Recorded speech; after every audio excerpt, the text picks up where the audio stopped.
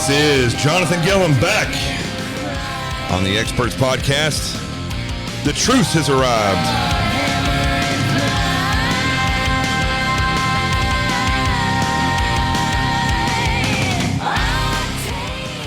So I'm still here in Illinois, or as we call it in the South, Illinois.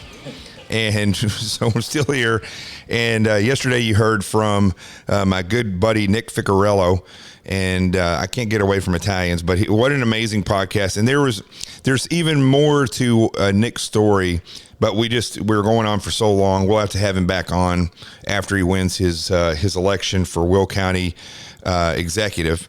And it just shows you the type of person that we should be having in these elections. There needs to be a new face of the Republican Party.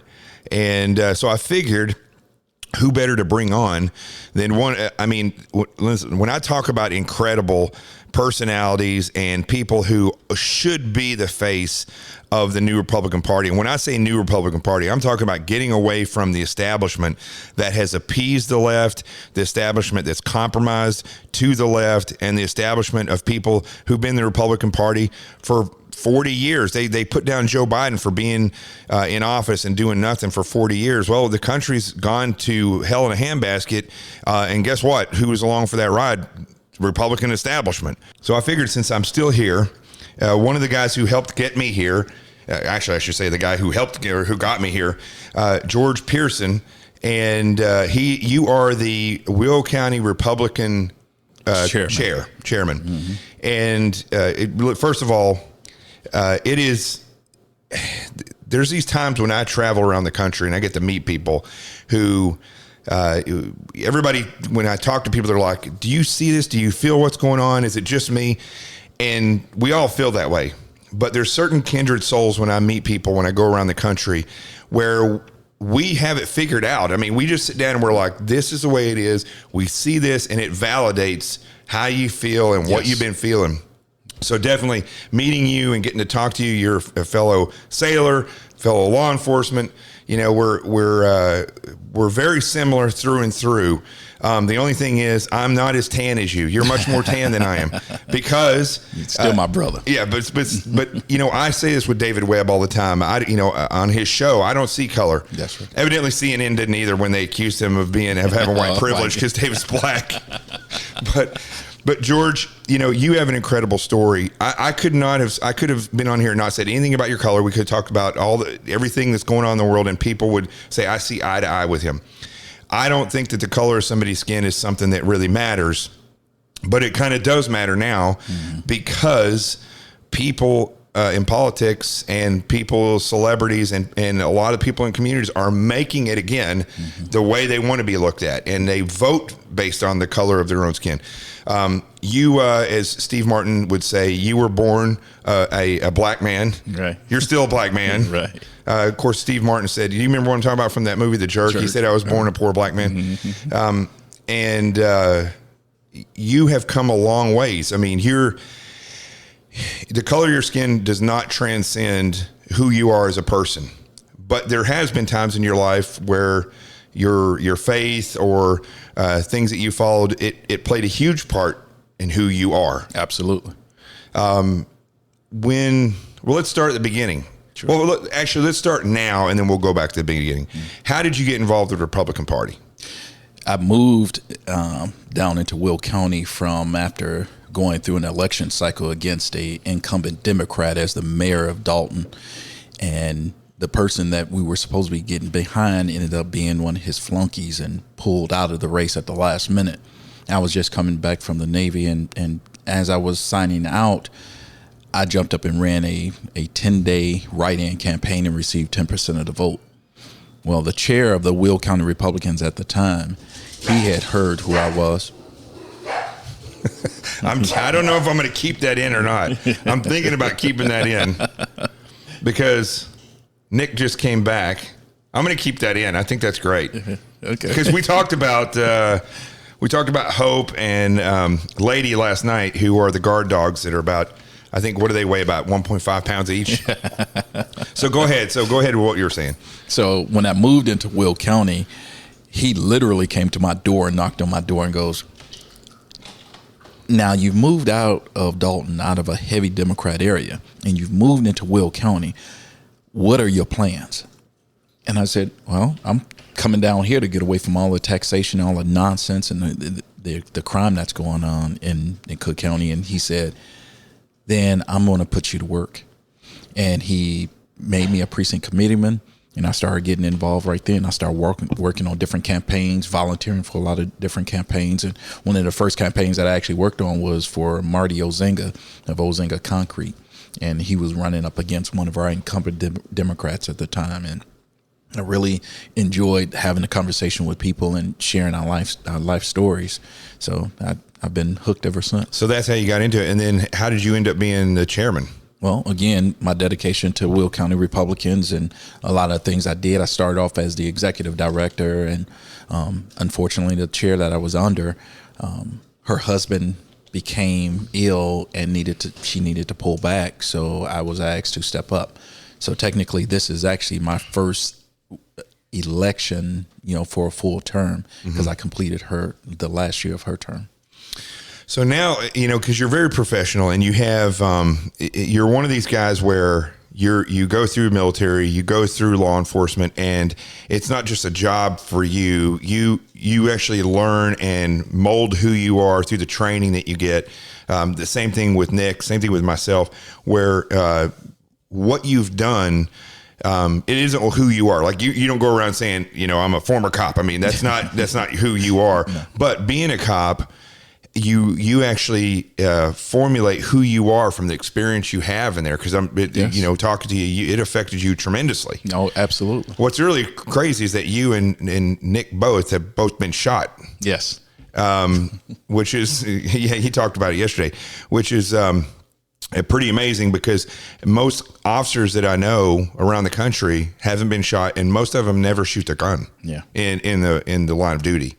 That's probably changing a little bit now, but you have been molded by the things that you've done. You've also been molded by the things that you've overcome. Right. And so many people just in this day and age are not like that. Yes. And I think it's important to talk about, and also just extremely interesting to talk about where you came from and how now that we've shown people who you are now, you're also a father. You have incredible kids. I met one of you have two sons? Yeah, 2 sons, 2 daughters. So I met one of your sons, one of your daughters, and both incredible kids, young man and a young woman, but Army veteran, just all around incredible guy. Yes, he is. And that says a lot about the parents. I know when we look at President Trump versus Joe Biden's kids, it's a completely different story. Absolutely. It says a lot about who the person is. But let's talk about where you came from, where your life went, how you made those judgments to get into this, to how you were indoctrinated into certain things, and how it reflects on the number one way that people are being indoctrinated into the Democrat Party now, which is really media and the education system. Yeah, absolutely. So I grew up in Cleveland and moved here, started my freshman year in a town called Blue Island, went to Eisenhower my freshman year, and then to Thornton and Harvey. And what brought us back here was my mom had become ill.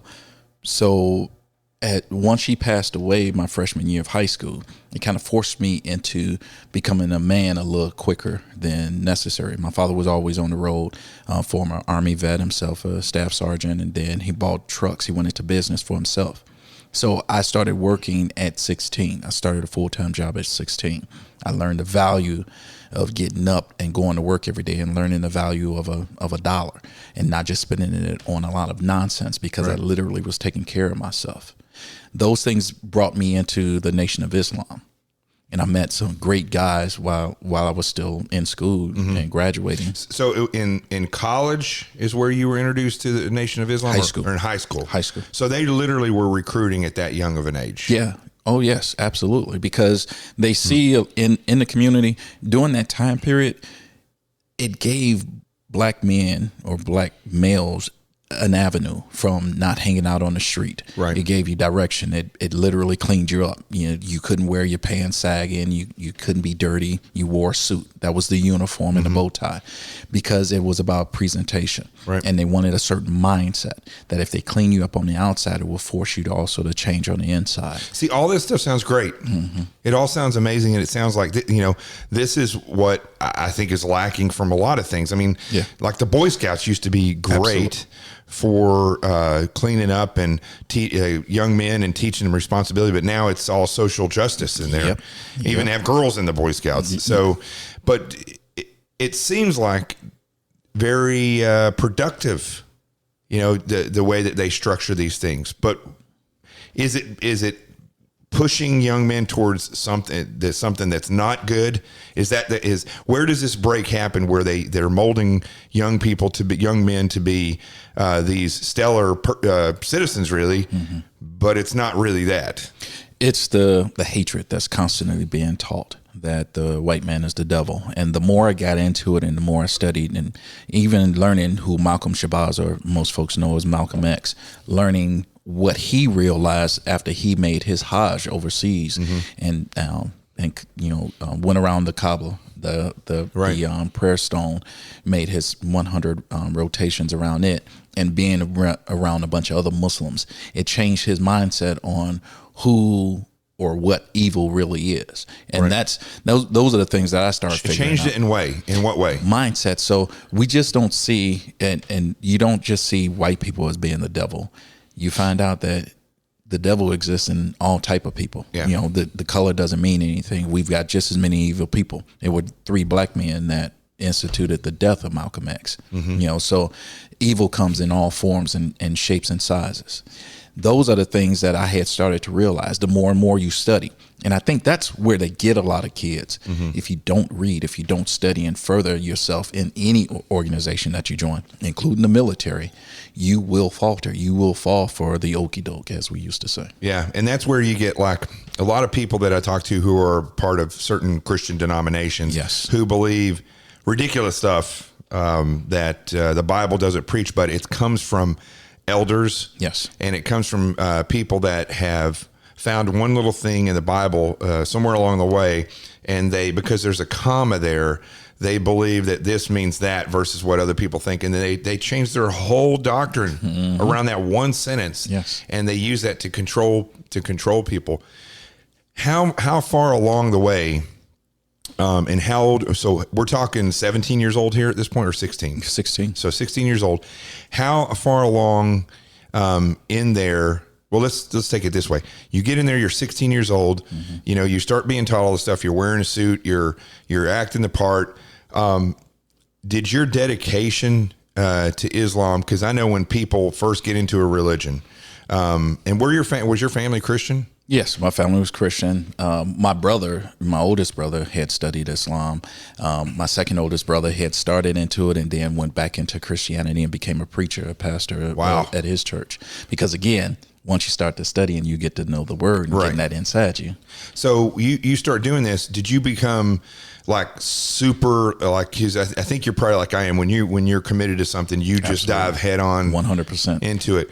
How long after that did you start to see something's not right? And did you see other people that are opposite of you, where they weren't reading, where they started to go down this road, and you're kind of like, I'm not like that. That's 28, 29. So it was that long? Oh, yes. I had rose up through the ranks. I became what was known as a brother lieutenant. I had my own squad and training them and bringing them into the knowledge. But again, the longer that you're in and you're being exposed to different people within the nation, you find out that we weren't always all together. You found out what we used to have and why we no longer had it.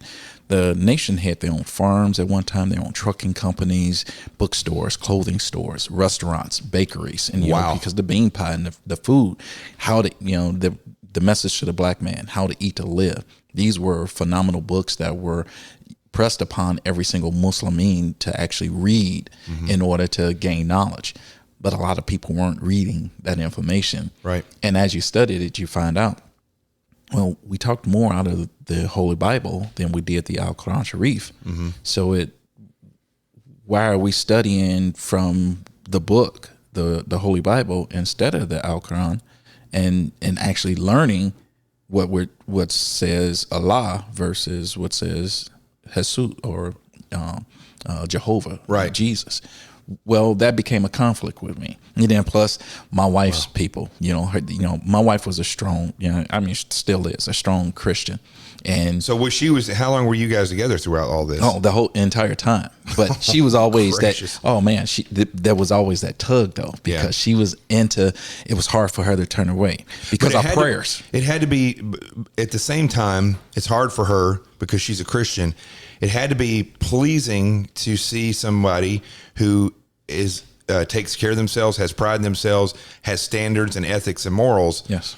There has to be, as you grew in that, she probably saw the growth and thought, well, this guy's actually becoming a responsible adult. And so that's very conflicting for someone.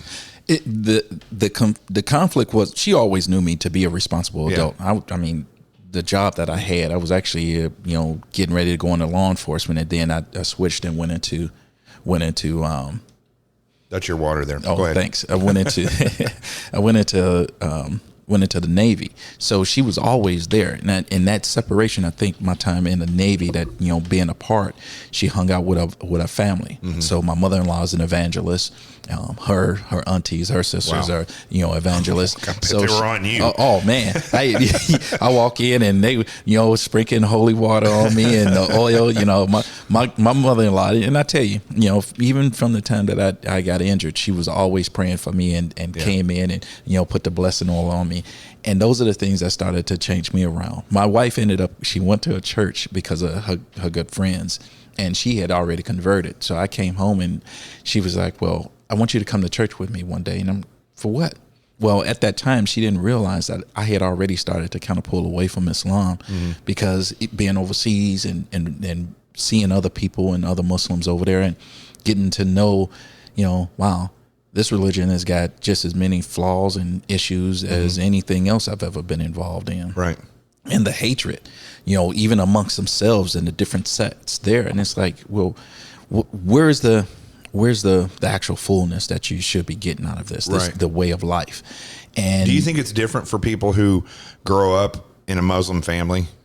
Yes, because again, now you have everyone involved in it, and it becomes, I don't want to say ritualistic, but that's what it is. It's a way of life. Everything that you're doing, from the way you pray every single day, how you go to bed, how you eat, how you go to the bathroom. But there's also a difference, I would think, between somebody who is from a Muslim country versus the Nation of Islam. Because when you explain the Nation of Islam to me, there's a lot of anger involved in the foundation of that. It seems like a lot of, versus somebody who grows up in a Muslim country. So it changed. Yes. It originally, there was that when the Honorable Elijah Muhammad was there, and Malcolm X and John Muhammad and a lot of the original 12 apostles that were there, they were dealing with the struggle of real racism in America. Right. And, black men and women being murdered literally in the streets. So they had a different, perspective. They had a different way of trying to bring us together as a people. Right. And it wasn't just the hatred that kept us together. There was, again, the productivity, building a business, owning something, and growing as a community, and the knowledge. Again, the bookstores, they encouraged reading. That started to go away for some reason or another.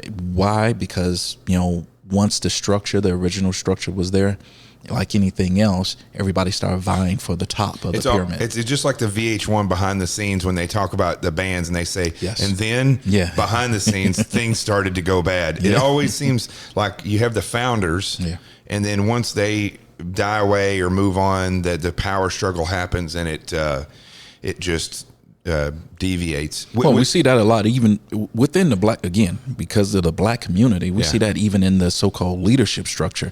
When that happened with Dr. Martin Luther King, then you saw folks like Jesse Jackson started popping up in the Al Sharptons and all these different sects. Everybody vying for that spot. John Lewis. John Lewis. I did a part of a show on him. You can go through the first 10 years of his active career as a young man when he was around Martin Luther King. And, they were standing for the right reasons. They marched. He got beat up at one of these things. But he took a little break, and then when he got into politics for 40, 50 years, he didn't do anything. He just held an office. Because once again, you get exposed to the other side, and you get removed from what your original plan was, what the original structure was, and that's the difference. Even with Jesse Jackson Sr., I remind people that before he ran for president, that he was actually pro-life and uniting people. Right. And all of a sudden, you get involved in politics. The Jesse Jackson before he ran for president was a different person than he is now. It's almost as if he's been possessed by the Democrat Party. Yes, that's the only way to explain it. Yeah. And then the exposure. I remember him going to California talking about that we need to allow Ebonics to actually become part of the English language and teaching and make that part of the grade. It's like, but we're in America. Yeah. That's not our language. Right. Why are we trying to push our kids who now have the black kids? Now you want to send out into white America, as he called it, and yet you don't want to have them with a proper education to actually obtain the jobs that they need to in order to build a career. See, this is what I know where this comes from. I've done enough history, and I know when they say white America and stuff, but that's the problem. If you continue to call it white America, there will continue to be a white America. Yes. We have gotten to a point where we have gotten completely away from this. And I use the example of, and I've told this story before, where I was at our Indian reservation selling books and meeting preppers, these people who prep, for coming disasters. And terrible book sales, by the way. They think they know everything. It's terrible book sales. So, but anyway, I'm at this Indian reservation, and again, this is not a racial statement. This is just a statement of fact. Yeah. Everybody I met that was from that tribe, that was a part of that casino, because it was at a casino, they just looked miserable. They had no energy. And I was sitting here thinking to myself, all these amazing stories in history that I've read about these warriors, this warrior tribe, what happened? And then this one guy walks in the room with his wife and kids, and he looks like central casting for a Cherokee warrior or Sioux. He was either Cherokee or Sioux. And I started talking to him, and I wish I'd have gotten his information, because it would be a fantastic interview. He was amazing. I mean, his whole life had been a success. He had done all these things. He was similar to you and I, where he had, I think he had been in law enforcement. He'd learned from all these different things. And I couldn't handle it anymore. And I said, listen, this is what my observation is. And I said the same thing. I said, I don't see people around here that inspire me to think this is that tribe, that warrior tribe. Why is that? What is going on? I hear all these stories about people doing volunteer work on or missionary work, where they go to these Indian reservations, and the poverty is terrible. People never change. They go there year after year and nothing changes. And he said his father, when he was very young, they didn't live on the reservation. He said his father told him, never live on the reservation, never take the money. Right. You can't take the money unless you live on the reservation. Right. He said, don't take it no matter what. It's not enough. As soon as you do, you now become enslaved to that. You learn helplessness, because they can't get homes. There's no banks on the reservation, so they can't get mortgages. And so he said, don't take the money. This is his father. Don't live on the reservation. Go out and make something of your life and make your own money, get a home. And so that's the way he lived. And he was never affected by the, hey, here's a handout, but it's only this much. You can't live beyond that if you live on the reservation. So nobody progresses past that. There was no limits. Yeah. And so when I hear people talk about, white America or this or that, they're setting themselves up for that same standard. Absolutely. I will be a victim. I am somebody's, I am subservient to some other ethnicity. And I just don't see America like that. I grew up poor, and poverty is really the one thing that shows you that racism is as deep as the top layer of your skin. Absolutely. Poverty doesn't care who you are, what your gender is. No respect of race. It'll hurt everybody, And so anyway, the reason I'm getting on that is because it just drives me nuts when I see that. And was that something that they used in the Nation of Islam to keep you focused, like the white man bad? That became the central focus. And not, again, they moved away from the building the business, becoming independent. That in itself, again, Malcolm X during that time period always taught, get away from the liberals. He didn't like conservatives either, but he said the worst kind of white person was a white liberal. He was right. He was absolutely positively correct. Because they want to enslave you in the mindset. They will not teach you. They will continuously tell you that you're not worthy enough to succeed any further than, and that you need them in order to move up to the next level. And that was one of the things I had gotten away from the nation. I didn't want to need someone else to be my guardian or my director of success. Isn't it weird that now what you just said is exactly what's happening in the Republican Party with young people? Yes. They're saying, you don't need to think this person really wants to be here. Yes. They're electable. Just let them do their thing and you sit back. That's one of the reasons why we're in the shape that we're in, because Republicans have always been told, vote for this person. We take care of everything. Yeah. Well, and again, this is adaptation from the Republicans of always want to mimic or do exactly what the Democrats or the liberals have been doing. And why? I hate, because they see their success in it and they believe that they can manipulate and then change it for them to also become as successful. But honestly, there are some in the establishment I really don't think want to be in charge. They like the quote unquote minority position, not the majority. Therefore, they won't be held accountable if they can't move legislation. And I'll give you the perfect example, getting rid of Obamacare. When you had the House and the Senate and the president in there, all those votes that they made, every single one of those votes that they made prior to, then once they got it, what did they do?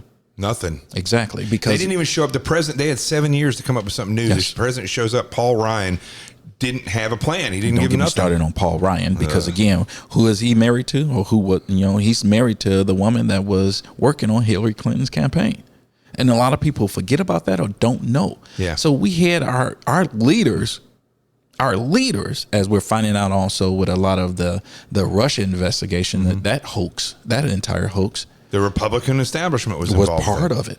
So these are women and men who have gotten power, or we used to call it the get and keep power crowd. Once they're there, they don't want to relinquish it. So they do everything they can to just maintain. Has nothing to do with taking care of the people. Right. So let's go back to, now, at what point were you in the Navy with the Nation of, you were involved with this while you were in the Navy. How old were you when that was happening? 19 when I went in, 19 till I came out in 2001, July 31st, 2001. Wow. So did it affect the way, how many people in the Navy did you meet that were Nation of Islam? Nation of Islam, probably 4 between the different locations I've been. So it wasn't a tremendous amount. No, not at all, because there wasn't a push for us to be in the military. Right. Because they looked at the Nation or the FOI as the service. Military. Yes. Yeah.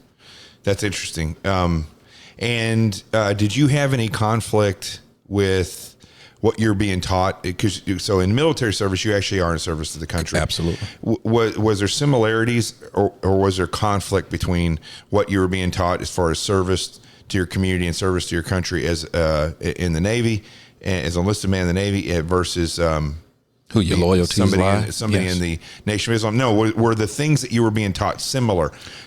Or were they at odds with each other? No, a lot of the structure were very bilineal, so it's running right alongside. So a lot of, here, to give you a perfect example, general orders. You have a set of general orders in the Nation of Islam, and we learned a set of general orders in the Navy. Wow. So there were a lot of similarities that were in there, but where the problem became was where will the loyalty lie?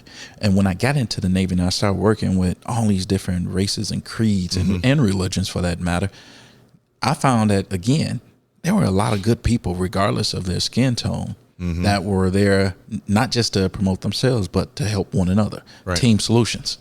Yeah, when they shave everybody's head, and then my buddy Dave said it best. He goes, you go through. He was a Marine. You go through this boot camp with all these guys. They all have shaved heads. They're all doing exactly what they're told. They're stressed, and then when they get their first time to go out in town, you got one a guy who's Mexican wearing a cowboy hat. You got, a guy who's black who's from Chicago dressed, whatever he's dressed from there. Wearing a Bulls jersey. Yeah, you got some white guy from Connecticut, and he was from West Virginia. He's like, you just look at each other and you're like, wow, when you put everything that your world has taught you back into it, now you see the separation. But when they had their head shaved and their dedication, they were one entity, one unit. Yes. One collection of warrior, not collective. They were a collection of warriors. Right.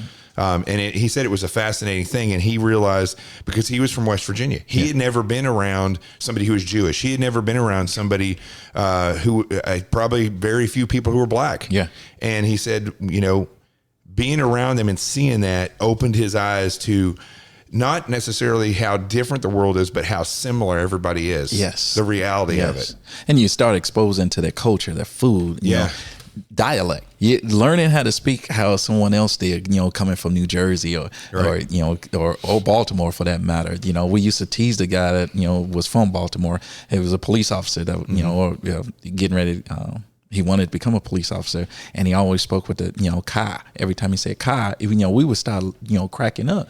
But after a while, you got to learn the lingo and hear everything they were saying. And what is Ka? What is it? A car. He was saying, a car, go out to the car. And it's like, wait, there's an R in that word. I had that conversation with a lot of people in New York. Yeah, they have an interesting way of saying stuff like drawer. They say draw. I'm like, how do you spell that? Draw.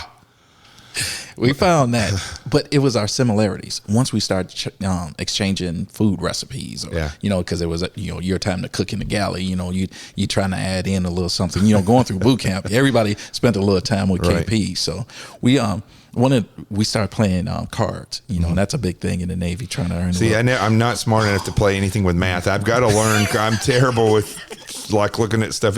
Cards to me is like paperwork. Yeah, I did in the bureau. You go by my desk in the bureau, and people be like, "What is going on with this desk?" I look like a hoarder. Of paperwork, and it was all half done.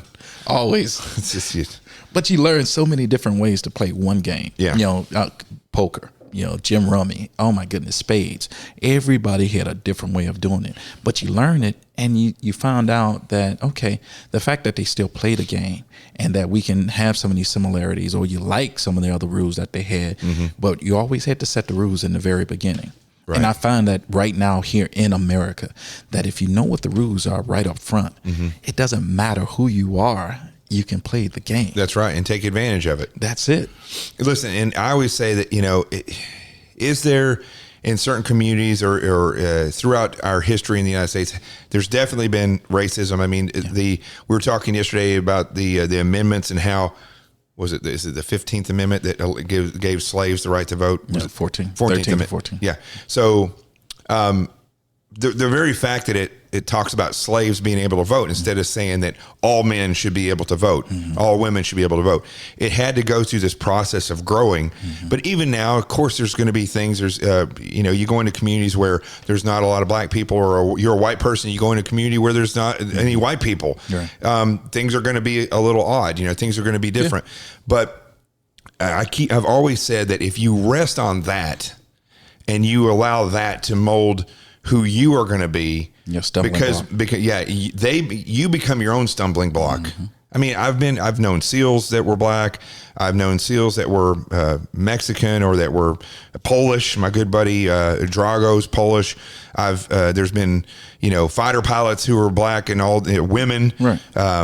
Doctors, and I know neurosurgeons. One of the most I haven't never said this to him, but anybody that listens to this that knows who I am, and Dr. Grand was a big mentor to me, who passed away a couple of years ago. But the people who he mentored are incredible neurosurgeons, and one of the guys is from Florida. He's like the black Donald Trump. Even his wife or girlfriend, I don't know if they're married, but she looks like Melania. And when he walks in the room, it's like that guy is somebody. Yes. He's not 50, just to get your board certification in neurology takes over 15 years of schooling. Right. Yeah. He didn't fall back on, I'd have to have him on the show one day, but he didn't fall back on the fact that there may be people out there that hate him, or there may be people that are uncomfortable if they come into his community, if he comes in their community. He didn't fall back on any of that stuff. No. And nor did he fall back or stop him from succeeding. Not at all. And that right there is a key. We talk about a stumbling block, but we get a lot of people, that block actually becomes a wall for them. Yeah. A self-built wall around who they are, and saying, well, I can't go no further. We talk about the, women's and the glass ceiling. Well, you can see through it, but you can't break through it. Well, every piece of glass I know I can break. I'll find a method of somehow to be able to break it. We were given tools while we were in there in order to break different type of glass. Hey, can I say something real quick? Nick came while he was on the show yesterday. He came walk through. We're not on camera. He was like he's afraid to walk through. There's no camera here recording anybody. I don't know why you're trying to sneak through. We're on microphones. Hello, everybody. So okay. And I keep, this is the way when I interview, I bounce around a little bit because we can go down these avenues. Yeah. So now you're at the point where you're in the Nation of Islam. You've attained rank. Yeah. You've been through this process of where they've really, I can't fault what they do in the way that they build people up. I can't say that I find any fault in that whatsoever. Yeah. But what was the indoctrination? What was the thing that was going on behind the scenes, and how does that correlate to what's happening in the education sector and to people because of media or whatever echo chamber they listen to, where over the years they've been indoctrinated to the point where they don't even question whether Joe Biden or Kamala Harris is fit for office, or the Democrat Party is a communist office. They don't even see that. Right. It literally... It is so subtle that you almost can't tell. Right. The training and the knowledge that they're giving you, it's all wrapped in there, and it's being spoon fed to you at the same time. It's almost like a slow death, slow amounts or small death portions. By 1,000 cuts. Yes. So as they're telling you this and they're teaching you, and they come up with small examples to make the comparison, to say, see, we told you this is why, well, you can't do this, you can't make that, you won't be able to. The shutting down of some of our businesses, it was blamed on the white man, putting up barriers. Well, but again, when I went into the Navy, it showed me a different life where wherever you go, I was Puget Sounds up in Washington, Norfolk, Puerto Rico. It was always different people. You sound like a media guy right there when you said Puerto Rico. You said it with the accent. Yeah. They always stationed in Rosie Roads for a while. You'll learn the right way to say it. They always say that, like in New York and Puerto Rico. Yeah. Go ahead, sorry. But you learn that people are pretty much the same, and the only thing that's stopping you is what you're being fed, what information that you're receiving. Mm-hmm. So when again, I was always curious. I wouldn't have been able to make rank in the Nation and in the Navy if I didn't bother to read. And that's one of the things about the Navy. In order to move up to your next rate, you have to study, you have to take that test and be prepared. That's one of the things I loved about the Navy and the Nation at the same time, because they used to give you a bunch of books and tell you to read and prepare yourself. And most people take those books and set them right to the side, collecting dust. Yeah. And that's what changed. I started to actually go back and read the Bible again, and it's like, all right, well, here's the conflict. Well, when you get overseas and you find out more about who Allah actually was, because the different sects over there will tell you different things, and it's, well, these guys don't even know, or one set will tell you, well, he was an idol god and he destroyed all the other idols in here. So you start learning all this different stuff, and it's like the only thing that's ever been consistent with what I've ever read was coming out of the Word of God. So when I got home and I'm sitting there with my wife and she's trying to, coax me into going to church with her, we walk into the church and I'm like, okay, I don't see no white Jesus hanging up on the walls or anything. I can, she goes, it's completely different, and walk in and there are black leaders up there leading us in a praise song, and the assistant pastor is a black woman. And I'm like, okay, this is why she's bringing me here, because she wanted more leadership role in there. And in the Nation, the women are limited onto, what type of teaching you can only teach women. So again, being in the Navy, I started seeing all these very, very productive women, leaders that are in the Navy. And it's like, okay, why are we holding back our women? You know, what? I mean, I'm treating her as my queen, but we've got queens that are actually running countries. So am I really treating her as my queen, or is she? You're enslaving her. Yeah. Well, I wouldn't know say enslaved, but indenturing her. You're keeping her from being better than what she can, and being her best. Yes, yeah. So I went and I'm listening to it, and all of a sudden, the pastor gets up. It's a white guy, and I'm looking over at him. I'm like, "Did you really just bring me to a white church, a white leader in here? I'm in the nation. I'm about to listen to a white man try to preach to me." And when he got up there, and because of his sincerity and because of his in-depth knowledge of the Word of God, literally, I got convicted right there. Really? So I'm sitting up there, and I'm like, you know, this is why I started having this separation. When, you know, back up a little bit. When I got shot, I was sitting up trying to figure out. That's so funny though. When you said back when I got shot. Yeah. And with the people that were actually praying for me, and I felt like I could feel the healing. Was my mother-in-law, my sisters, you know, my wife's aunties. I call them my aunties. But when the brothers that came in from the nation and they were, you know, performing slots, it was empty. I didn't feel that spirituality there. So that conflict was there and separating me. So listening to this pastor now up here and hearing his words and his sincerity really touched me, and that literally got me to change my mind. And there was a thing in the nation. So when you walked out of that church that day, I felt good. I actually, spiritually, I felt fed.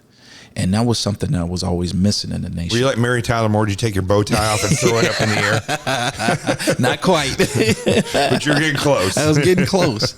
It wasn't until I went back for that Wednesday night Bible study. And like I had always wore, if I wasn't wearing a uniform, you know, I was wearing my suit. So I would walk back in there. And this time, instead of wearing a bow tie, I wore a regular necktie. And I listened to him again. I'm like, okay, this guy is the real deal. You know, he's not one of these, you know, preaching, you know, poverty pimps out there trying to get money out of people. He, you know, he asked for the offerings, but there wasn't passing the plate 15 times. And I'm like, all right, this guy truly loves the Lord. So I'm walking up to him and he goes, there's something about you. He goes, are you coming out of the nation or anything like that? He literally saw that. Now I'm thinking, okay, maybe he spoke with my wife. You know, this is me. All right, now he's trying to play the head games. But he hadn't had a conversation. Yet. And we got engaged in a conversation, and he goes, that is a sharp necktie. He goes, I like that better on you than I did the bow tie that you wore last Sunday.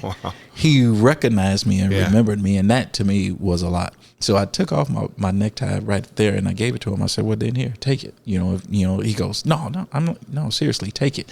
Because the fact that you were able to see me and recognize who I was and then engaged in me in a great conversation. I mean, we had a good hour and a half conversation. He goes, what? He goes, tell me something. I said, the nation always taught us, you know, this is a position of surrender, throwing your hands up in the air and, you know, praising God. You know, you should never, black people, we've got our hands up in the air enough from being robbed and in our communities. We shouldn't go to a church and do it there. And at that point, I said, well, what better time to actually surrender to anyone but God himself? See, those are the mindsets like where we're talking about how, you know, they take stuff and people say, no, you can't do that. Lady Antebellum, right? That's a country music group. And they changed their name because of Antebellum has something to do with somewhere where there were slaves, right? I literally don't know anyone. And I was on radio and I said, anybody who knows what Antebellum means, write me on Twitter and let me. Nobody knew what that meant until they made a big deal about it themselves in an apology tour. And I think when people are taught, you know, you have to be angry. What's happened in the past must be ingrained in you. You must find fault in people because of that. Then you would think something like, you know, putting your hands up in prayer to the Lord or singing that it is a submissive thing to the white man. You know what I mean? We're taught those things, and it goes back to this indoctrination. Well, in talking about that, even the description, when I said I'm walking in, I don't see a picture of Jesus hanging up on the wall, and that's one of the things that the nation push all the time is that if you read the description of Jesus in the Bible, it's not this blonde-haired, blue-eyed devil that's hanging up on the wall, and those are the things, so you're picking out those little things, and it's like, okay, well then the whole religion must be false, right? Okay, there's a perception. We know that there was some writing into that. We know that, but if you read the word, well, are we worshiping that picture, or are we actually worshiping the true God, that the Son of God that was there? And that's where we should be. That's what we should be focusing in on. But it was always the surface stuff that they had you concentrating on. Yeah, because look, the reason why Jesus looks like he does in many of these pictures is because of the Roman Empire, right. I would assume, if based on what I've studied, he looked more Moroccan or Middle Eastern than anything. But quite frankly, I don't ever something to hang your hat on, right? I don't ever take, it's like, and I know people are listening to this, are some of them will get upset, but it's like the mask thing about wearing a mask now, and everybody's up in arms about it. Do I think it's stupid? I think it's stupid to an extent. I've met people who have compromised immune systems, and they should be wearing a mask, and I don't mind wearing a mask around somebody like that. But I will wear a mask if that's what somebody says I should do. Right now, the bigger battle is, if I'm going to choose a hill to die on, it's to choose the hill where tell us the truth about what's happening. What do the studies actually say, so we can make a competent informed decision on what we should be doing for this. That's really the hill to die on. But people get stuck on these certain things, and like, for instance, when it comes to the picture of Jesus, where they want to tear down the statues and stained glass and all these things of Jesus, it's Jesus. That's that surface dwelling. I look at the outline of his body. That's all I'm concerned with. Not the color of the body. It doesn't really matter. When Jesus talked to us, he always talked about knowing the heart of man. Right. So that has nothing to do with the surface, your skin color, or what you look like, and what's your heart, what's inside you, what comes out of your mouth. Those are the things that Christ had always put forth. And those are the things that, again, the more I studied, showed the contradiction to what I was brought up in, to what I wanted to be. If George, the Nation of Islam lieutenant, was sitting here with you right now, would he slap you in the back of the head, or what would your demeanor be? Yeah. Would it be anger, or would it be frustration, or what? Probably not the frustration. It will definitely be. It would be mean. It would be a very stern, no laughter. I'm sitting here right across from, a white guy, and there's no way in the world I'm going to let down my guard or, allow him to defeat any of my statements. But I find that, now, again, that's that liberal mentality also, regardless of what truth I might present to you, because I'm against it. That's it. I don't want to hear it. That's what the brother lieutenant would be right now, sitting next to me. Not happy. Yeah, not happy at all. Just, a matter of fact, no emotions about this. And again, that's what I said when I went to church and I listened to Pastor Howes give that sermon. Emotionally, I was touched. Physically, I could start feeling God surging through me, that word surging through me. And that changed me mentally, because again, I go back to the word again. It tells you, read to show yourself approved. That means if you're studying enough, you get the word into you. Nothing anyone can say to you or do to you will knock you off your square. It will not change your path. Wow. Let's take a break real quick. I'm going to do a little commercial for my book. We'll come back, and then I want to progress into where you went from there, what point you became a law enforcement officer, and then what your experience was dealing with the same people and the same mindset that you dealt with before, but now as a Christian, and then how that led you down the road of being a Republican versus being a Democrat, because people go down the same road you go. They end up in the Democrat Party, so they go from one indoctrination into another. So let's take a break real quick. We'll come back, and then I want to hear that. Hey, this is Jonathan Gilliam. I know you've heard me talk about my book, Sheep No More, The Art of Awareness and Attack Survival, but I just want to make sure that you understand why it's so important that you get this book now versus other books that might teach you safety and awareness. The reality with this book is it has stories in there. It's entertaining, but it's not something that's written from the operator's level. This is written, when I wrote it as though I was talking to my mom and trying to teach her how to look at herself from the attacker's point of view. So what the book does, it shows you how to look at your life from an attacker's point of view, to divide your life into sectors and then target each sector. What that does for you is it gives you the opportunity to understand what attackers would look for in each sector of your life. What are the criticalities? What are those critical assets that they're looking for that they want to exploit? What's the critical area? The critical times for those areas, the vulnerabilities that can be exploited, and the avenues of approach that these bad guys will and bad girls will take. It doesn't matter if it's a pedophile and you have children, or if it's a rapist and you're a female that lives in a city in a walk-up apartment, or if you're a person who owns a business, if you're a pastor of a church, a mayor of a city, or the president of the United States. When you look at things from this attacker's point of view, everything changes. And then you can take that knowledge and understanding that you gain and then apply it for better defenses, better awareness, plans of action when you can't change things. This is the way the whole book works. There's also 2 workbooks that you can get where you can actually apply this stuff on paper. And now, for the children, The Adventures of Team Little Bigs, a parent's book for children. What this book does is it gives you a platform to teach your children the same thing: awareness, safety, communications, and it doesn't take words, it takes the pictures. So the book has pictures drawn into it that have safety and security awareness type of lessons, and then the parent goes to teamlittlebigs.com and gets the lesson plans. The kid gets the book, the parent takes the lesson plans, and there you go.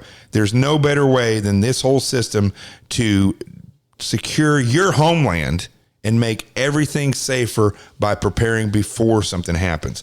Now, let's get back to the show, and let me know if you get these books. Let me know what you think, and give me feedback on social media. Jonathan T. Gilliam. You can find me on all the different social media platforms. I want to know how it changed your life. Let's get back to the show.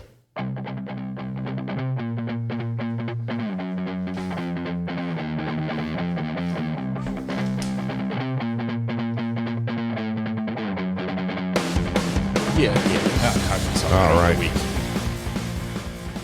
Now, so where we were right there before we went to the break was talking about how you, when you left the Nation of Islam and you transitioned back into being a Christian again, how you saw, the world that you lived in from as a Nation of Islam lieutenant, how you looked at the world now, how you got into law enforcement, and eventually how you kept yourself from being recruited by the Democrat Party, because ultimately everything that we're indoctrinated with, I know when we were talking with Nick yesterday and we're talking about the college professors, how they all were teaching stuff that just was flat out not true.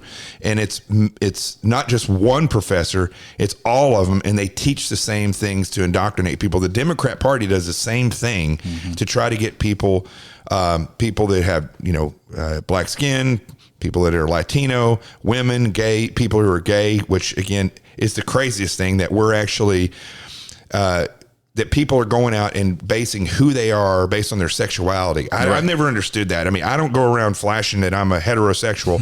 I don't understand.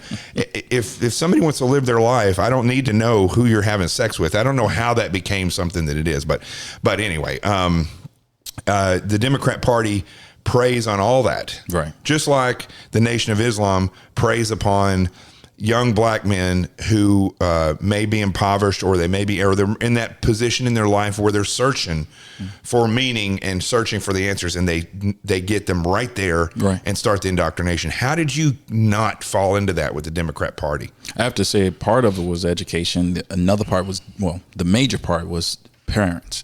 I had a strong father and a mother that were there, up until my mom passed away. They instilled in us that independence, and you have to learn to do for self. The Nation of Islam actually taught that, do for self. But when I came out and going back into Christianity and becoming a police officer, I learned two things: that the nation was also right, that there are a lot of us blacks that you're not going to be able to change or save. So don't waste your time on a lot of them. Mm-hmm. So that mentality never changed when I even became in law enforcement. It didn't change when I came into Christianity.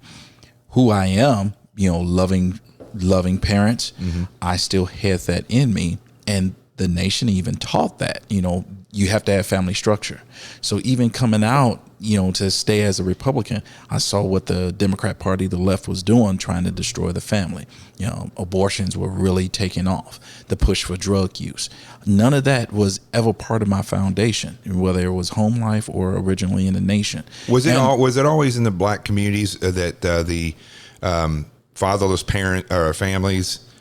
Was that always the case? No. How much worse has that gotten over a period of? When I say 180-degree turn, I mean literally we're going in reverse.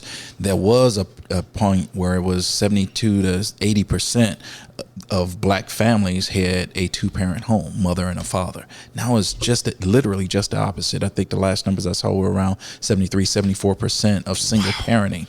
That literally is part of the decay of the black community, mm-hmm. because you've got women that are saying that I don't need a man, I'm a survivor, mm-hmm. An independent woman. And then you've got the breeder on the other side that's running around with, 15, 20 different baby mamas and leaving all these fatherless children all over the place. Well, that's how the gangs get a hold of 15 or 20. Yeah. Here. Ilhan, what's her name? Ilhan Omar? Yeah. Had actually, no. Not the Congresswoman. Yeah, no. She's a friend of Oprah Winfrey, and I don't know why her name is escaping me right now. But she had a bunch of black men on her show one day, mm-hmm. and totaled up the different women and children they had. I want to say it was like 15 fathers that were on there. Between them, they had something like 52 baby mothers between them, and over 100 and some odd kids. Wow. That mentality. Wow. It literally, we talk about a slave mentality. Mm-hmm. That's what they were doing to black men, making them back in slavery as breeders going around. Why do we practice that now? If in fact we're so against, and the Democrat Party is telling you, well, you shouldn't join the Republican Party because they're trying to push you back into slavery. And Black Lives Matter preaches literally on their website dissolution of the family units. Yes. So how in the world can you keep falling for this when they're telling you right in your face? They're trying to they're no longer spoon feeding. They literally got them on IVs running around here, and it's being dipped right into their bloodstream. Mm-hmm. From, again, I go back to the public school system, the uneducated school systems that are promoting this nonsense. Mm-hmm. They're literally teaching you that it's okay. I had a better foundational education, and that, to me, made it, my wife and I said, our kids aren't going to public school. Mm-hmm. I believe that is, outside of our presence and God being in our lives, that sending them also to a private school, to Christian schools, that they have that different mindset. And it just oozes out, oozes out of who they are. I mean, the children that I met and they're not children again, 13. And how old's your son? Yeah, he's 28. 28 years old. I mean, they're just good people. Yeah. And responsible. And, I always measure some of these children when they come, and we all had dinner the other night, yeah. and they're responsible at the dinner table. Yeah. Your daughter's 13, and she wasn't trying to get up and get out. She wasn't on her phone. No. Those phones, I'm telling you. Yes. This here, I want to grab those phones, and toss them. Yes. It just aggravates me to death. But she was, very responsible. And the dinner table is a huge place where that comes out, yes. whether or not they're taught that. Yes. Again, let's go back to that. Where are they trying to feed the kids now?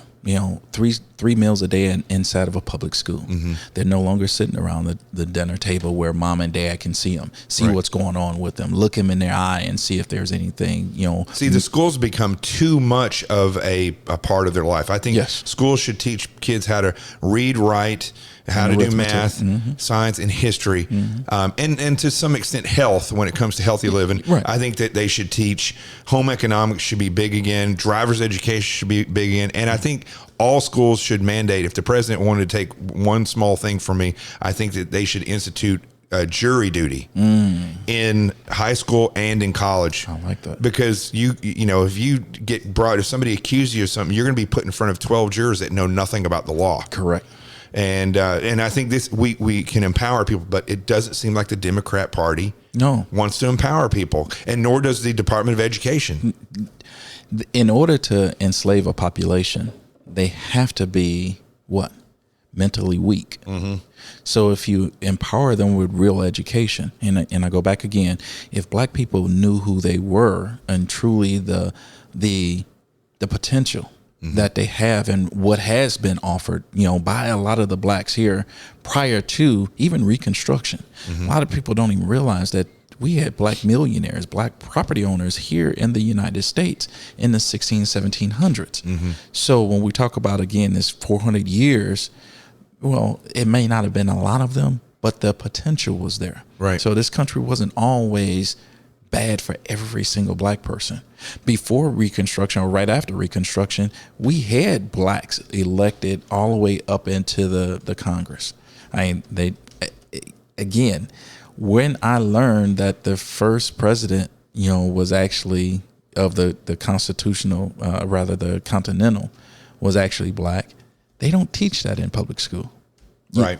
You have to learn that. You don't learn that now until you receive, you go into what they call higher learning or some type of institution, college or university. And that's a shame, because the best time to actually teach a child who they are and get them on the right path is when they're younger, to help mold that mind. That's why the nonsense that they're feeding them right now about homosexuality, my two mommies, my two daddies, they're doing that when they're young.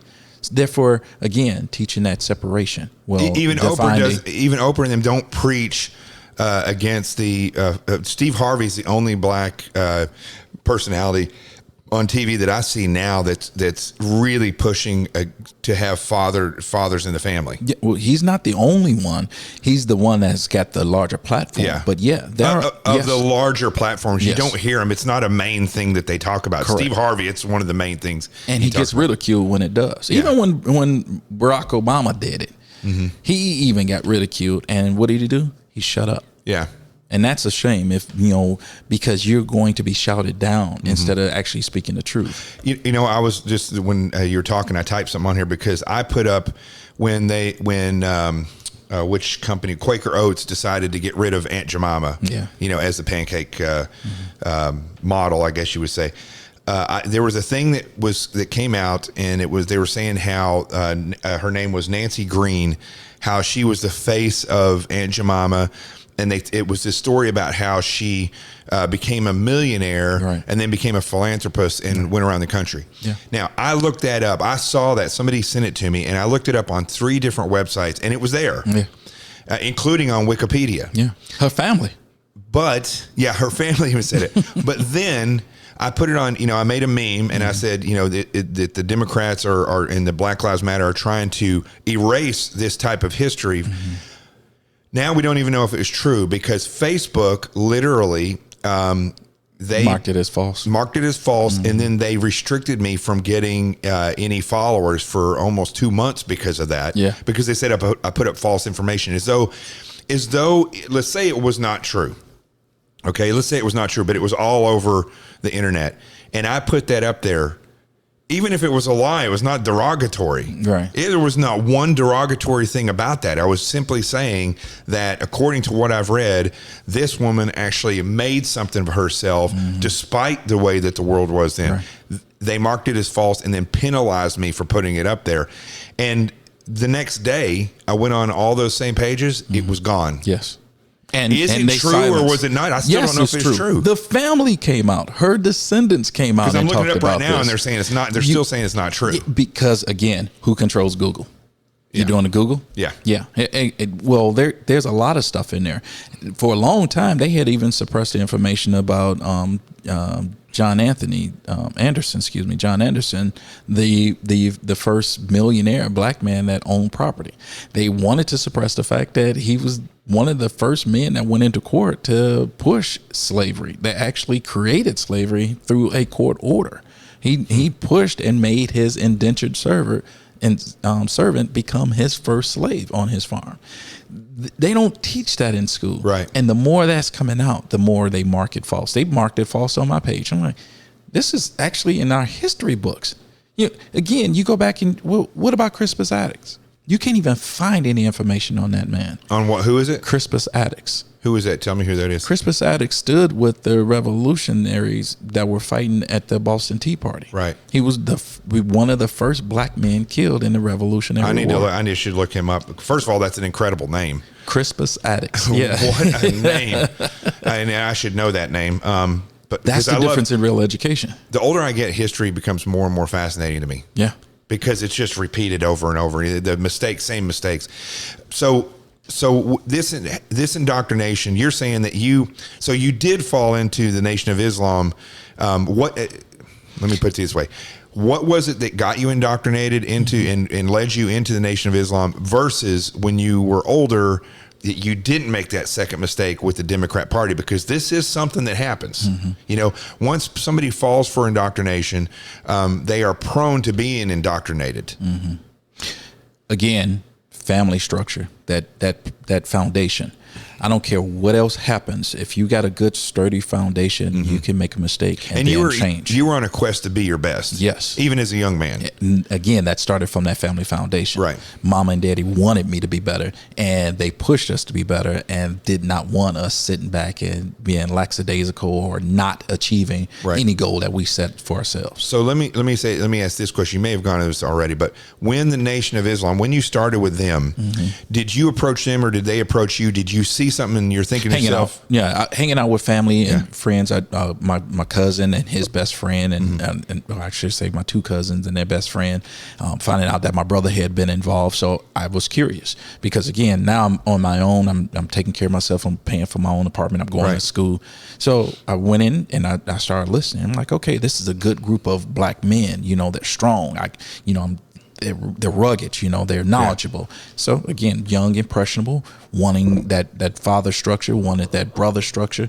There's a big difference age-wise between me and my older brothers, my three older brothers. So 8 years in between me and the youngest. So I didn't grow up always in the same household with them, but I grew up with my cousin. Right. So what he was doing, became a mimic. I fell for it, and I don't know if I fell for it and I went into it because of the structure. Yes. Yeah. Because it was the cleanup, because of the brotherhood. They were nonviolent, but they protected their own. They protected a lot of the community. And that I've always wanted to be a protector. That's why I went into the Navy. It's why I became a law enforcement officer. Which is one of the reasons why a lot of people actually join gangs, because they want to feel part of something. They want to have the protection. Yes. And they want to be the protector. Correct. I mean, my good friend of mine, who's also a former SEAL, we always talk about the protectors. The protectors are a certain group of people, and they are drunk. Yeah, and we're drawn to that. You can look at wolf packs, and there's one dog that will patrol, and when they're puppies, they're actually born like this. This is where the mistake that people make. They go see a litter of puppies, and the first one that walks up to them, they think, oh, that's the most affectionate one. They get that dog, and it ends up being the meanest because they're the protector. Really, if you want a great dog, watch the one when dogs get in arguments, the one that gets in between them. That's the one that's the peacemaker. Right. That's the one you want. Those are for your families. Right. But so when people in the Department of Education, it's really the teachers unions where this is occurring, and what they push, young people are not reading books. They're being told to go watch YouTube. Planned Parenthood produces a lot of that stuff or pays for a lot. Prints. How do you... I'm starting to see a picture now from what you're painting, that family and educating yourself, taking, self-responsibility and educating yourself, how important this is. Yes. And also moments when you're not doing anything, you're just sitting there thinking. That's the other thing. Absolutely. Meditation. I love being alone, and I love, in deep thought. That's why I love these road trips, because I'm, and that's one of the great things about being on surveillance when I was in the Bureau. Yeah. I wasn't around anybody, and I could do this incredible job, but at the same time, I was alone and could think. Yeah. Most people don't do that. No. Even think about some of the night patrols that you're on. Because you were so quiet, you might have been with your platoon or with your unit. You're still you're silent, and you got time to think, and you're concentrating. You got your head on a swivel. You're watching everything that's going on around you. That awareness, yes. Yeah. But you still, though you're with the group, you still got time to think about, and you're going through that. What should you be concentrating on? Right. You might be busy, but your mind is focused. You're meditating on something going on, a sound, a smell. That's why I'm a night person, because at 11 o'clock, everybody goes to bed. It gets quiet, and that's when I start thinking. Yes. Which is a curse. Trust me.